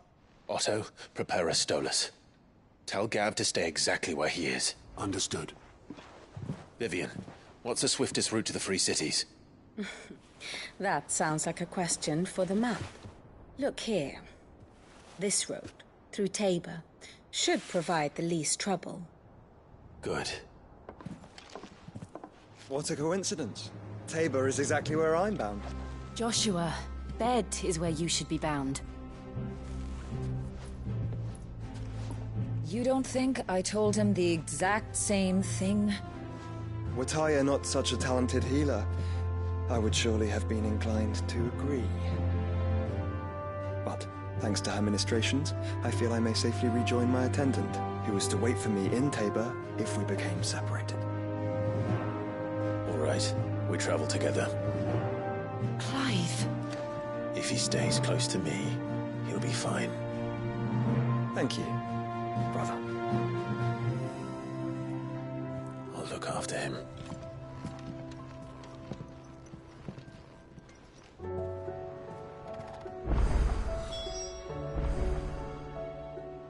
My attendant was with me in the Dominion before I primed. She would have watched the battle unfold and witnessed its outcome. I trust you'll be waiting for me in Tabor, where I can finally introduce you.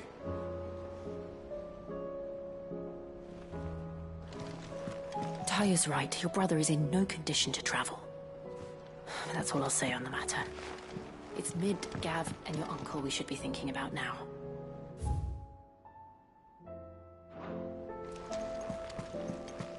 You know how I feel about this, but your brother's stubbornness knows no bounds.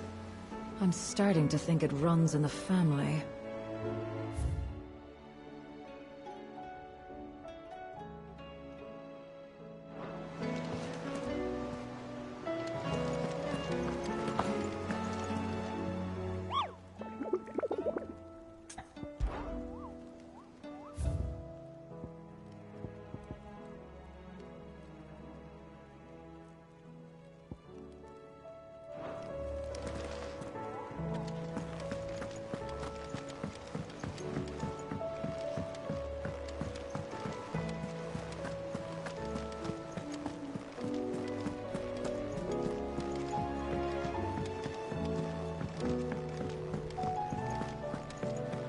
Seems the hideaway's lost Blasted but...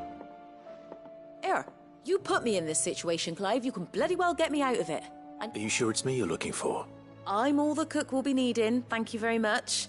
What I want from you is a little of your time, right? Oh, and perhaps your sword. You remember Ivan's stew, right? Well, despite the look of the thing, and that awful stench, people wolf it down. So I thought I'd try making one of these supposed masterpieces myself. Had a peek at the book and gave it a go, but, well...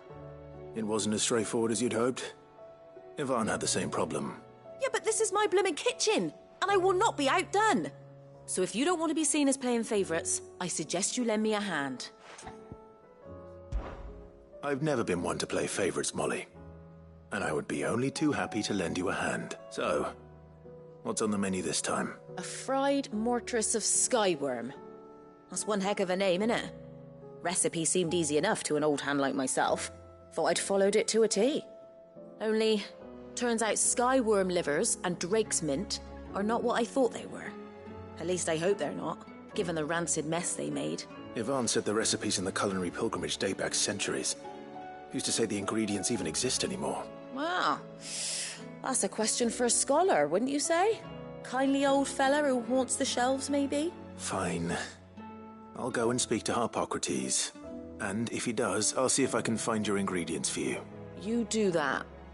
Lest we forget, you've got a reputation to uphold.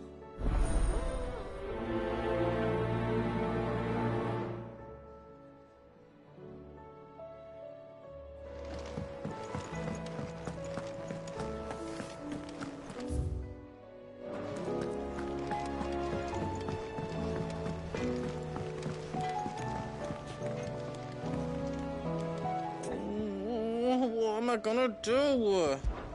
Oh.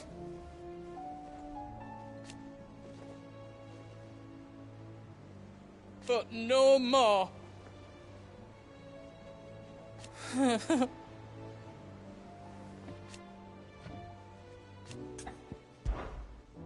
Is everything all right, Goose? You seem more discomposed than usual.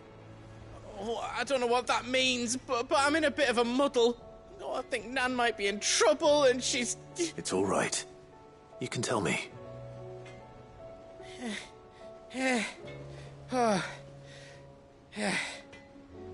There was a trader came by. One of our usuals, like... Said he'd heard some rotten rumours about her down Dalimil Way. Folk are saying she's been selling to bandits and cutthroats and that. I mean, but she'd never do business with baddies. Especially not the kind who go hurting people who haven't done out. I wanted to ask her about it myself, but... I'm scared she'll give us a tongue lashing. She'd never give your tongue a lashing, though, would she?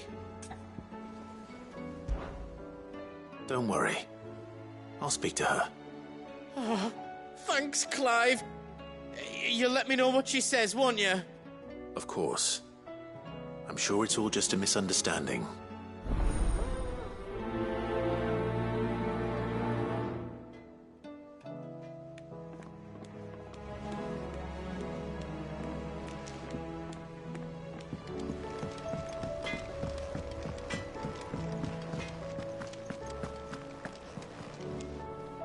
Lady Karen, how's business?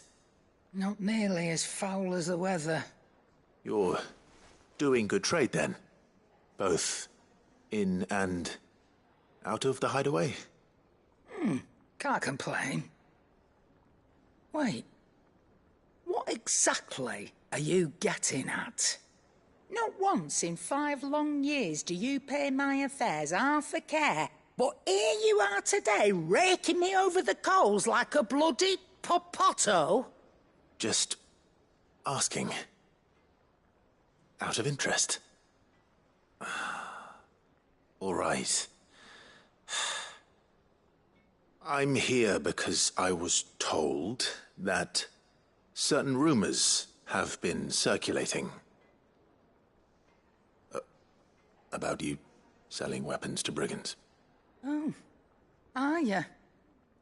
And who was it who knows me so well as to tell tales of my evil exploits? I didn't exactly hear firsthand. All I know is that someone in Dalimil has been spreading word to that effect. And what? You believe it? You think I'm profiting off the blood of innocents, do you?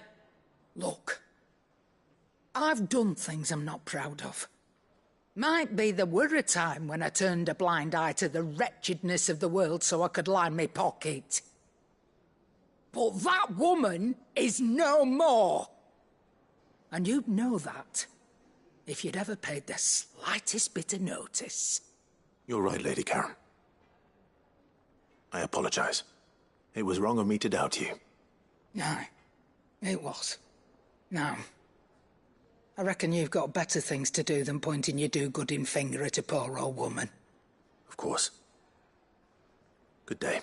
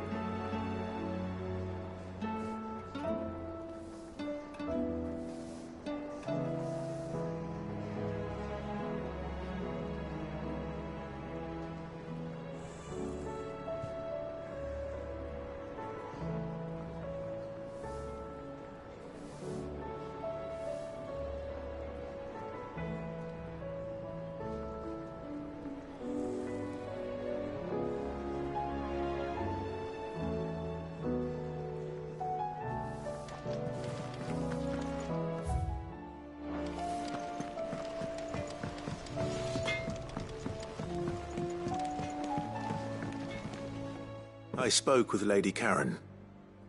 What did she say?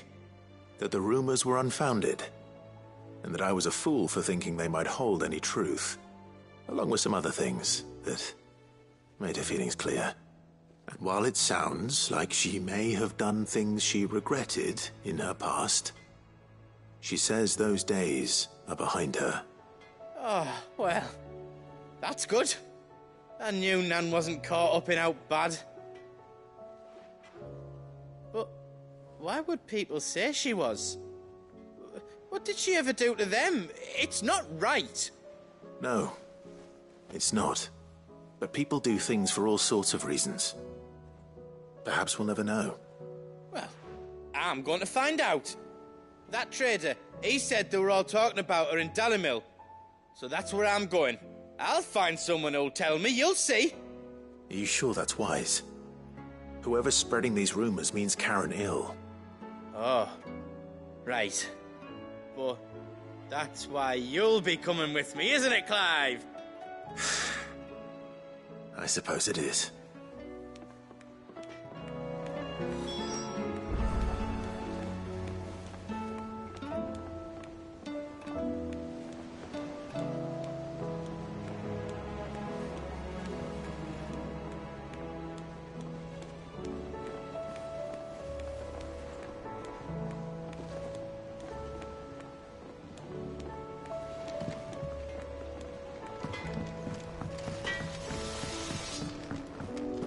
Did you see the pair that got hauled into tires? Aye, all their fancy silks stained red.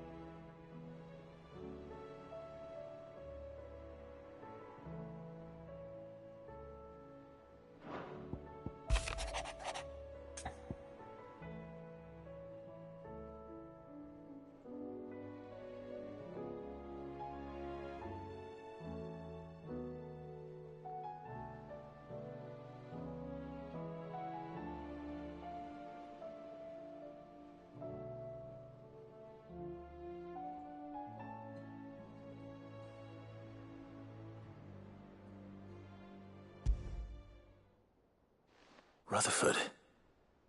Wasn't that the name of my uncle's manservant? Why would he be at Martha's Rest?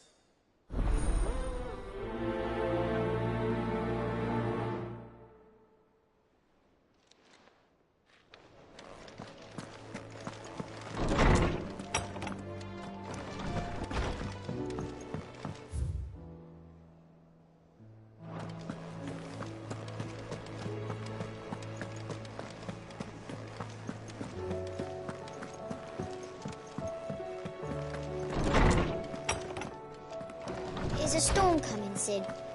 Will there be... Sid, perhaps you can help me solve a mystery. I can certainly try. Who's gone missing this time? It's not who, but what. Mid-scales, The ones she made for her workshop. I borrowed them to teach the little ones about weight, and shortly after the lesson, well, they vanished. My first thought was that they'd taken them off somewhere to play, but when I asked, they swore they had nothing to do with their having disappeared, which almost certainly means they had everything to do with it. Perhaps a visit from Sid will jog their memories. I think it just might. Thank you. I don't like to imagine that my pupils would lie to me. But if they have, I'll have no choice but to discipline them accordingly. They were in the atrium when I last saw them. As always.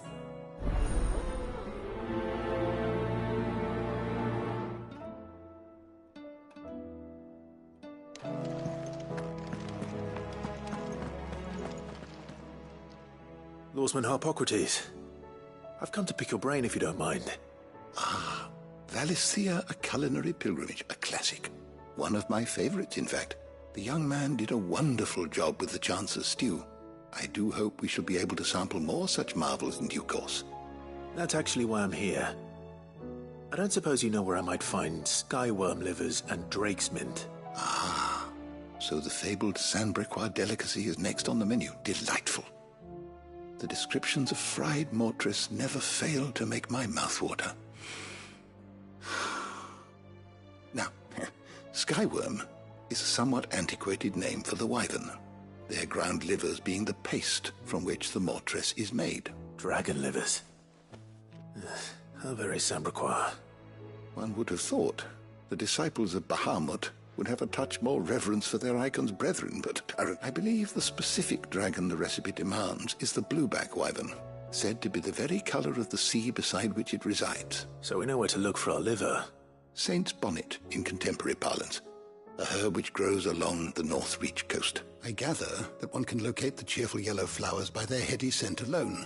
So I may add that people once believed game was best served with the flora that sustained it in life, in which regard fried mortress of skyworm is undoubtedly a typical dish of the time. Meaning that if I find one, I find the other. To Northreach, then. Best of luck, Clive, and do save me a bite once the dish is complete.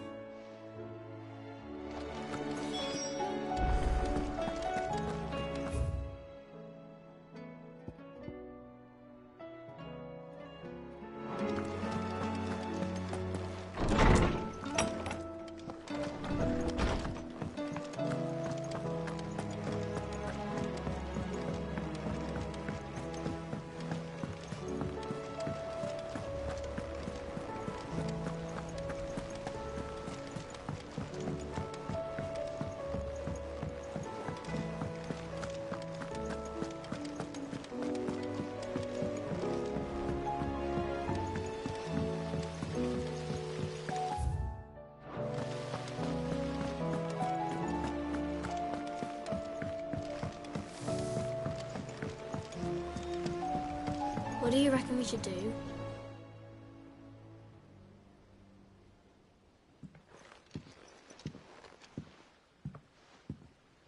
Sid! Hard at your studies, I see. And what is that? It's not a set of scales, is it? No. Of course it isn't. Well, not anymore, it's not. Oh! And just how long hasn't it been one? We're sorry. But we didn't break them. We dismembered them. Just like Miss Mididol showed us. Miss Mididol? And why would she have you dismembering her creations? Because that's the only way to become a ninja-neer. Miss Mididol said, the best way to see how something worked is to take it apart and put it back together again. Well then, your work is already half done. Carry on. About that. The taking apart was easy enough, but it's the putting back we can't work out. Speak for yourself. The heavy thing goes at the bottom. Then...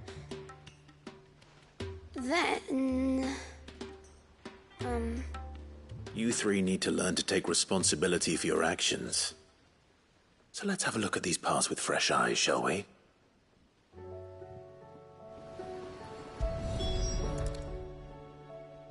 All right.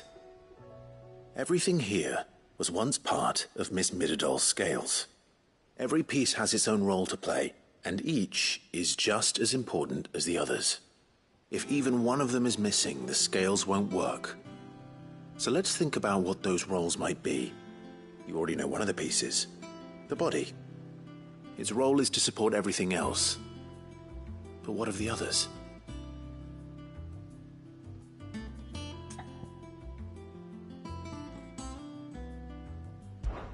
This is called the arm. Why do you suppose that is? It doesn't look much like an arm. You're right. It looks more like a wing. Like a chocobo wing! You've ridden a chocobo before, haven't you, Sid? Will you teach me to ride one day? I'll think about it. Now, what do arms do? Hold things. So wait, maybe this arm holds things too? Good thinking. You're on the right track.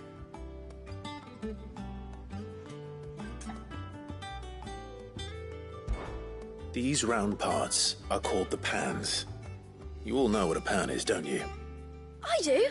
Molly uses them in the kitchens to fry bangers. But these aren't for frying bangers, you idiot. They're for weighing stuff. But what if I wanted to weigh Goots? I don't think he'd fit on that little thing. Probably not. What are the chains for? Holding the pans up? Well spotted. Which means something must hold the chains up in turn.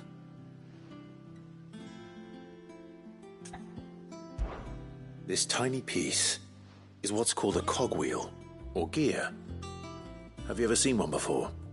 I have. Miss Middledole's dungeon is full of them. Most are on the floor. She puts them in all her inventions. They spin round and round and round and round and...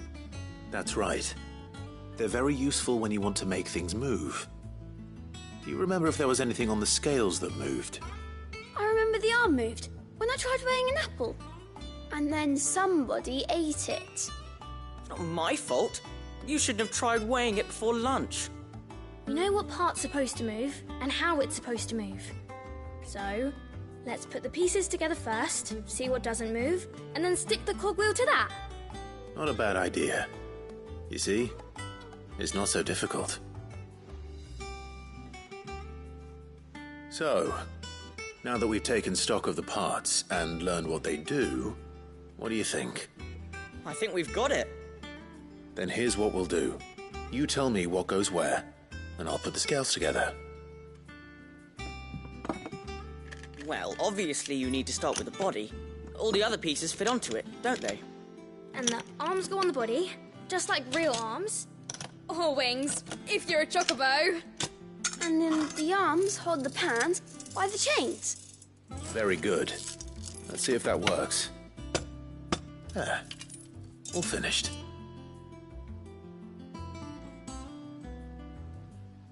Yes! We did it! Well, with Sid's help. Oh, I just put the pieces together. It was you three engineers who showed me how. That's right. We're Miss Middledole's hairs. Her hairs? Yeah, hairs for the future. She's showing us her secrets now, so we can help out the hideaway when we're older. What do you think, Sid? Are we almost ready? With a little... You hear that? It won't be long. Until then, though, do try to be honest with Miss Shirley.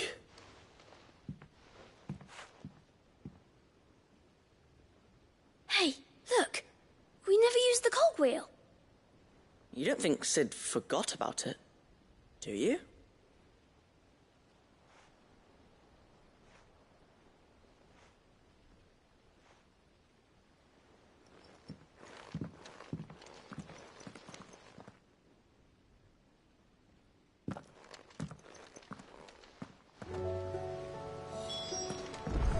Didn't happen to forget anything, did you, Sid?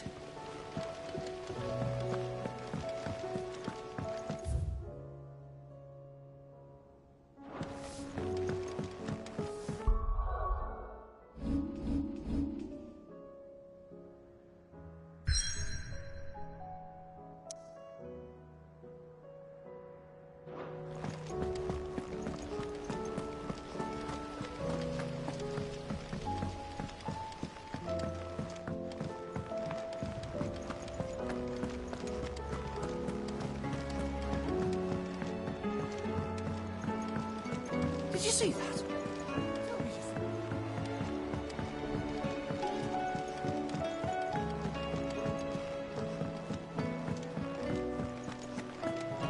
Seems the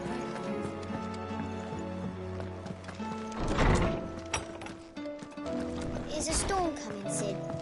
Will there be... Well, did you solve the mystery? It was as you thought. The children had the scales, or the parts of them at least. They dismantled them to see how they worked. Oh, no, Mid will have my head. Thankfully she won't. This might even have been her idea. Although I was the one who ended up teaching the lesson. I'm so sorry, Sid. I know how busy you are.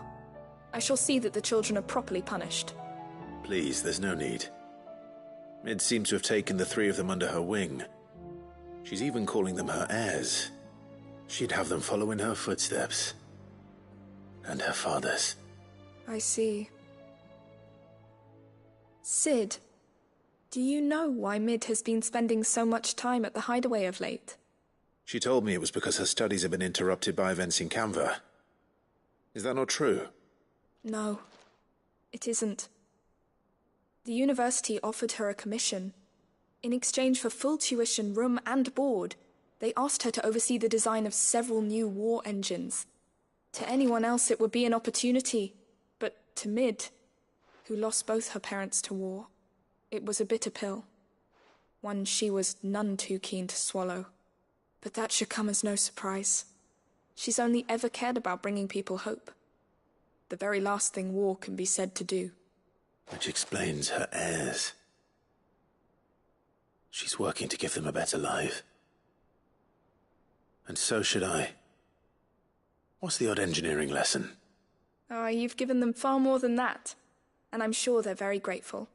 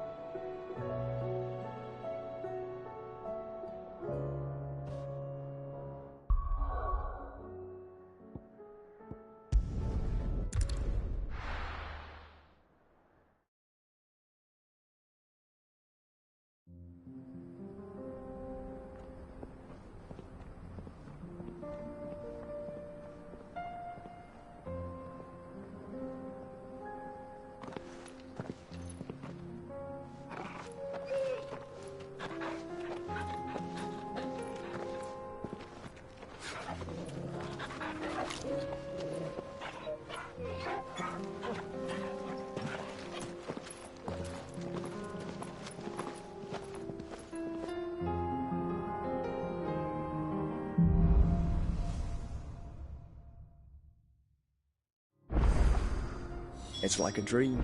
The four of us out walking like we used to. Enjoying this, are you? Gav and the others could be in danger as we speak. You're right. I'm sorry. Yote is a fine scout. If Canberra was attacked, she will already have begun gathering information. Tabor isn't far. We should pick up the pace. Careful.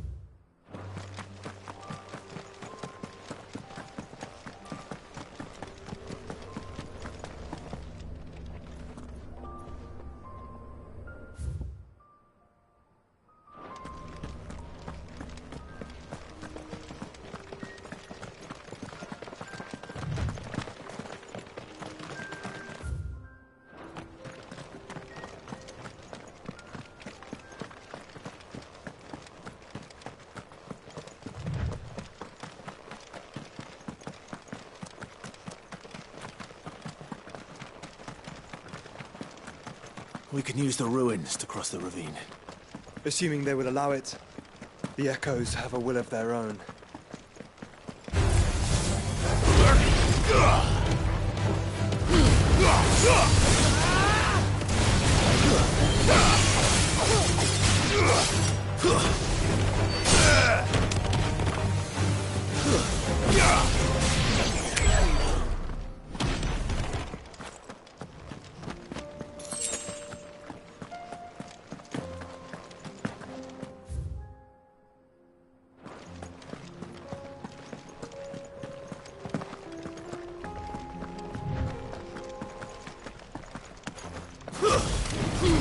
This might take a while.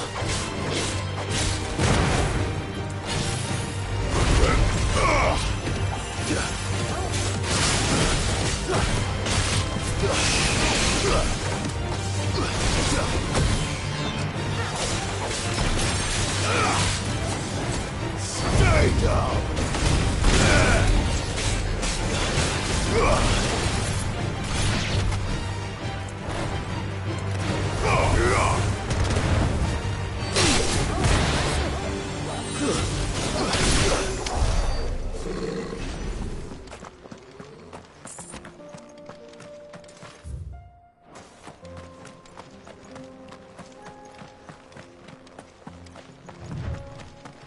Tell us about Yote, Joshua.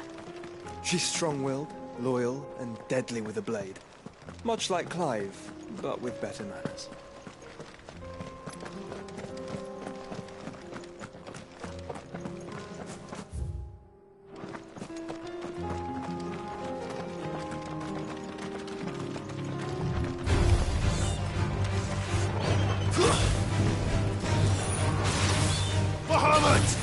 Stay down!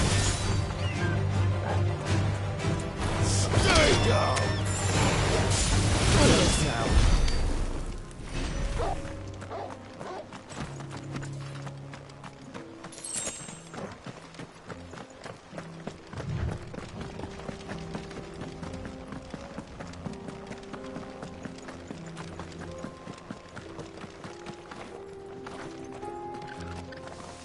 I do. Where are you off to now, then?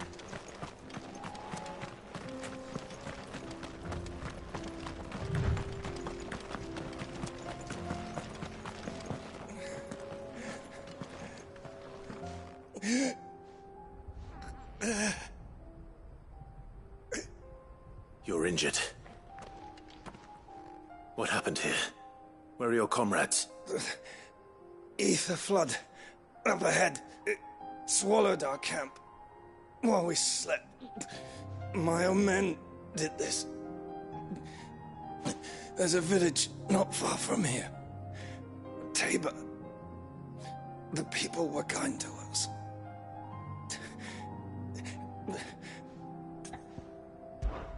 I'll go.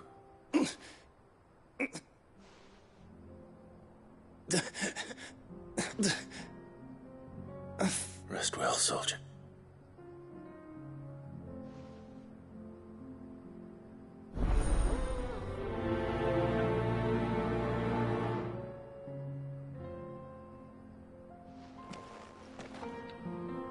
You said the encampment was close. Let's hope the Akashic are still there.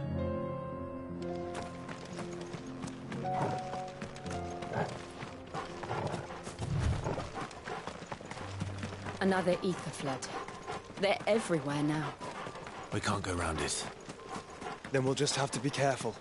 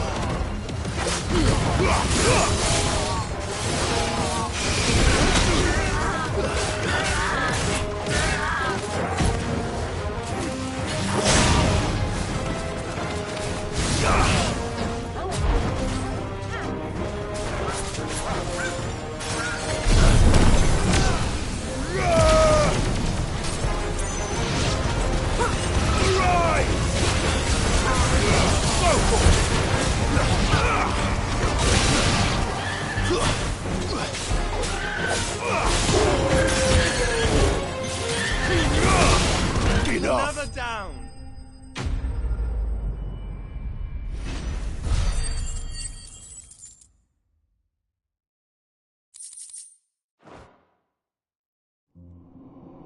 Is someone there?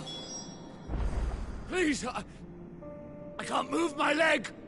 That doesn't sound like an Akashic.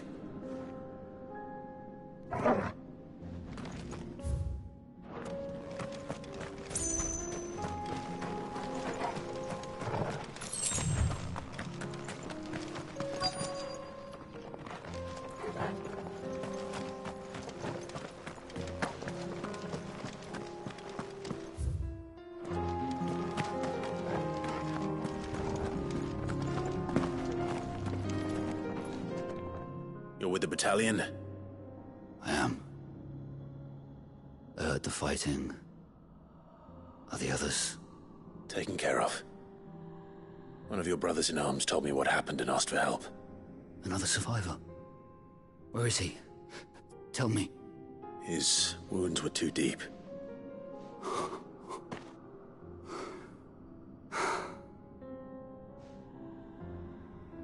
He was right to send you. Those things you slew are no longer my brothers. Tabor is...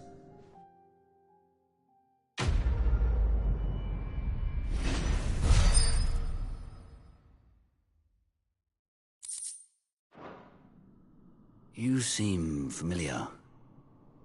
Have we met? You must have me confused with someone else. Son of a whore. You're Sid. I was there, in Cosnis, when you killed my brothers. I was there in Rosalith, when you killed my commander! My war with Hugo Kupka is over. I bear no ill will toward those who followed him. And what of my ill will? Coward! Draw your steel. Lord Kupka shall be avenged!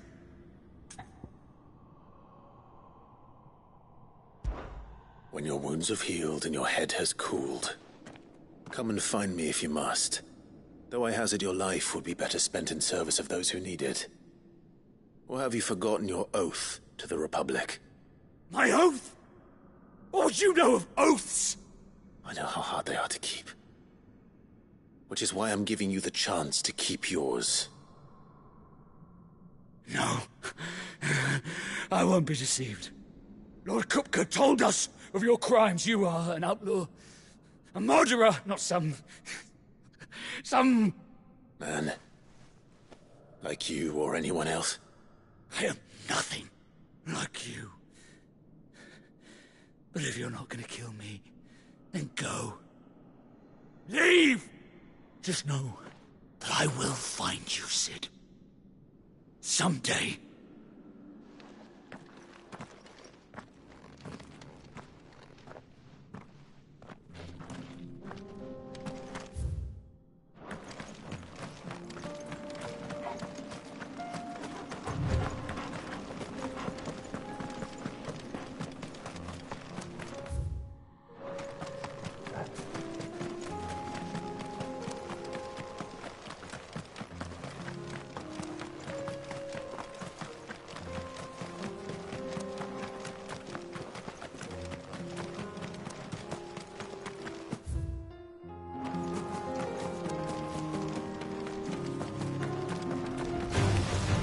Right.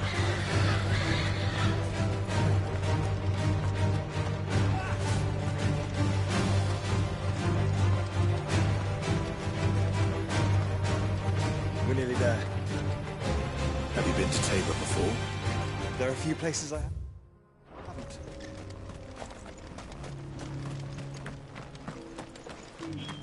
Welcome, travelers. We don't get many visitors here in Tabor. Where now, Joshua? There is a residence just inside the city gates. She awaits us within.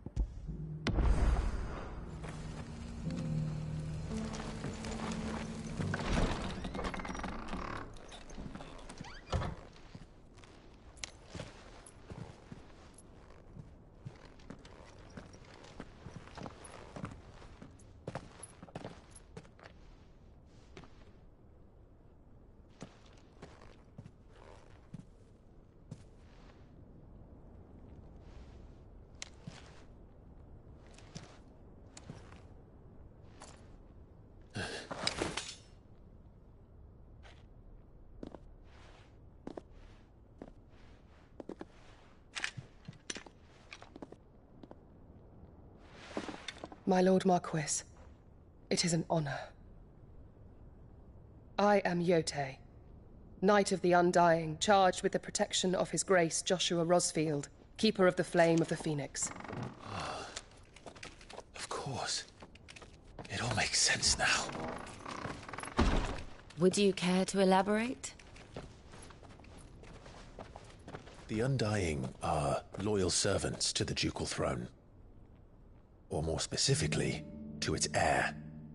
They have served our family for generations, albeit from the shadows. Since their inception, they have been tasked with the preservation and enactment of the rites of ancestral communion. After the events at Phoenix Gate, it was the Undying who delivered me to safety. And since the day I left Rosaria, Yotei has been my constant companion and protector. Without her sword, I would not have survived my journey across the realm. Rise, Lady Yotei.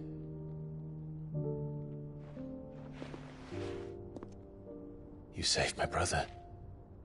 I owe you a debt I can never repay.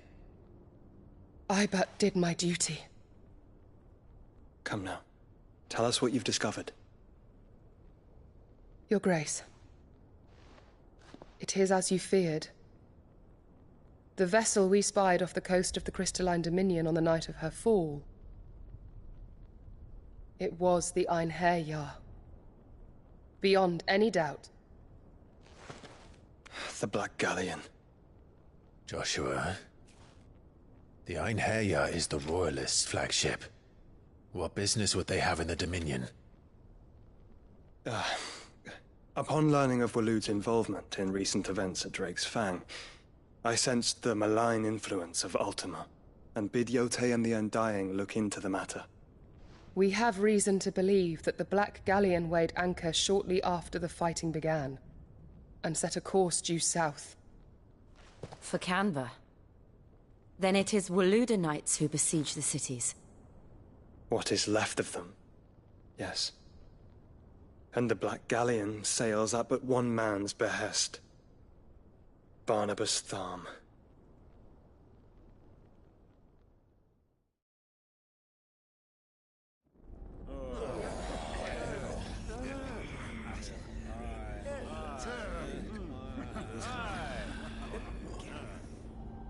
But are we truly safe here in the Agora? The city guard have been paid, if that's what you're implying. All the more reason for them to run. Well, you are free to leave, Lord Minister. Markets abandoned, warehouses aflame, blackened hulls choking every port in the capital. Canva is ruined. The realm teeters on the brink of chaos, and all you can think about is commerce! Forgive us. We were not aware Dhalmekia now subsisted on charity. How dare you?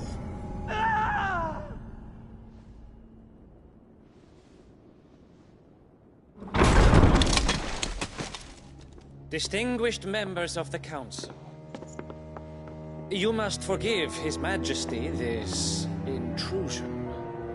What is the meaning of this? A trifle crowded, but I fear it will have to serve, my liege. Very well. My colleagues, do you not see? The King! He has come to save us from the Akashic!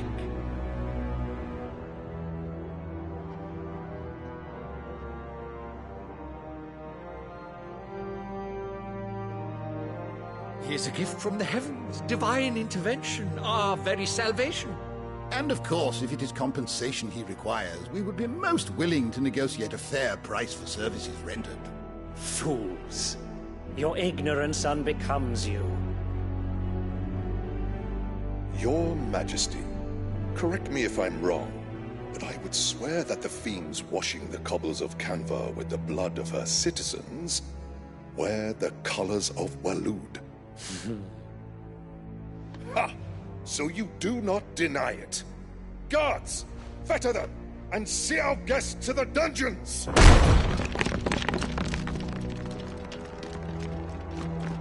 Enough.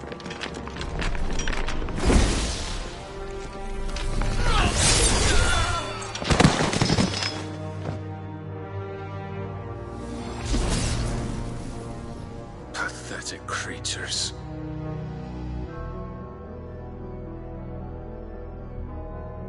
That you should imagine yourselves worthy of salvation. The girl is still here, somewhere in the city, her consciousness fair dripping with her late father's hubris. A consciousness to which Mythos is inextricably bound and inexorably drawn. See that he is made welcome Yes, Your Majesty. Come, Mythos. Surely the Prince's light cannot have sated you.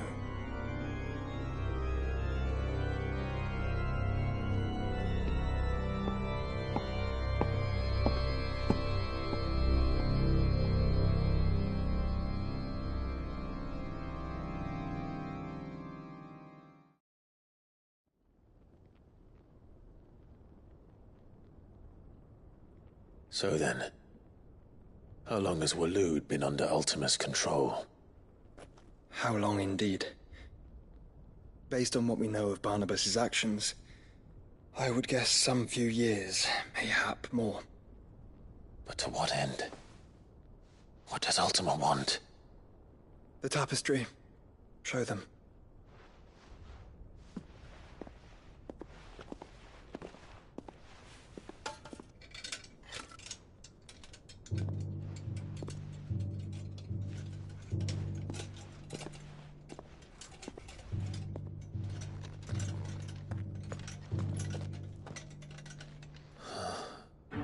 By the flames.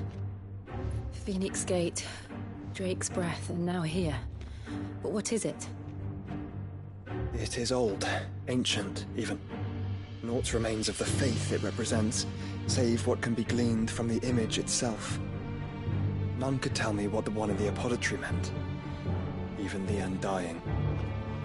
But I believe it may be the key to discerning Ultima's purpose. That figure in the center, the one beneath whom the icons congregate, that I believe to be Ultima.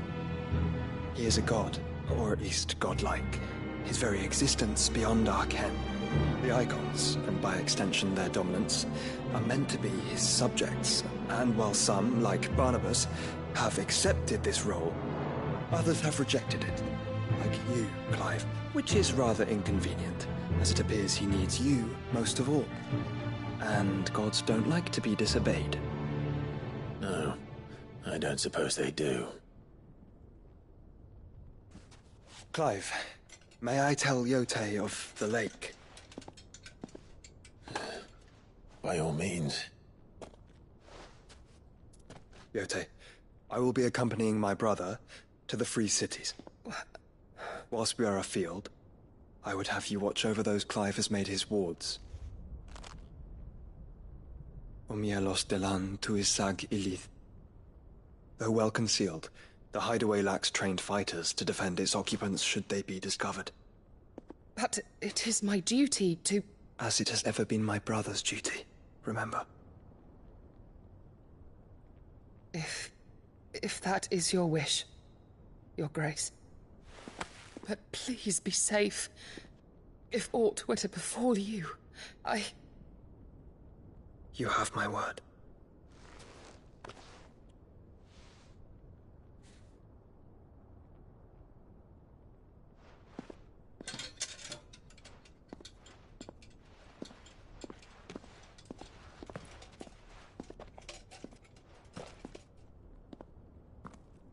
Farewell, my lord, my lady. We are in your debt, Yote.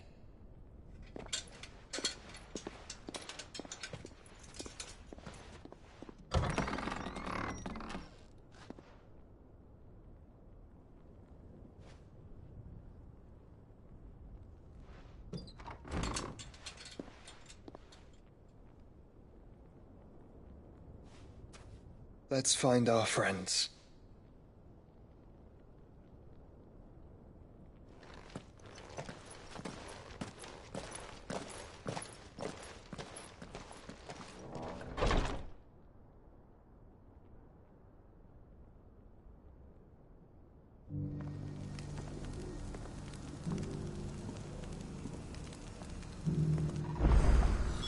It's plain.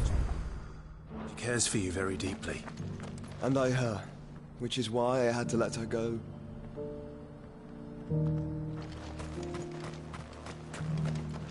Are you buying or selling?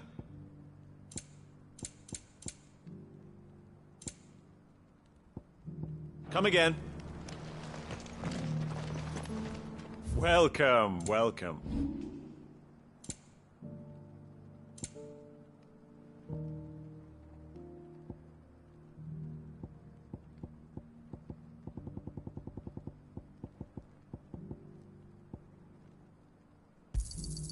It's a deal. Ah, not bad.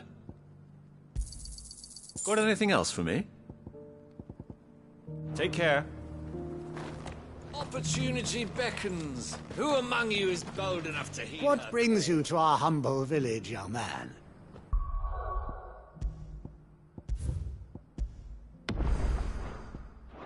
If it's our artisans you're here to see...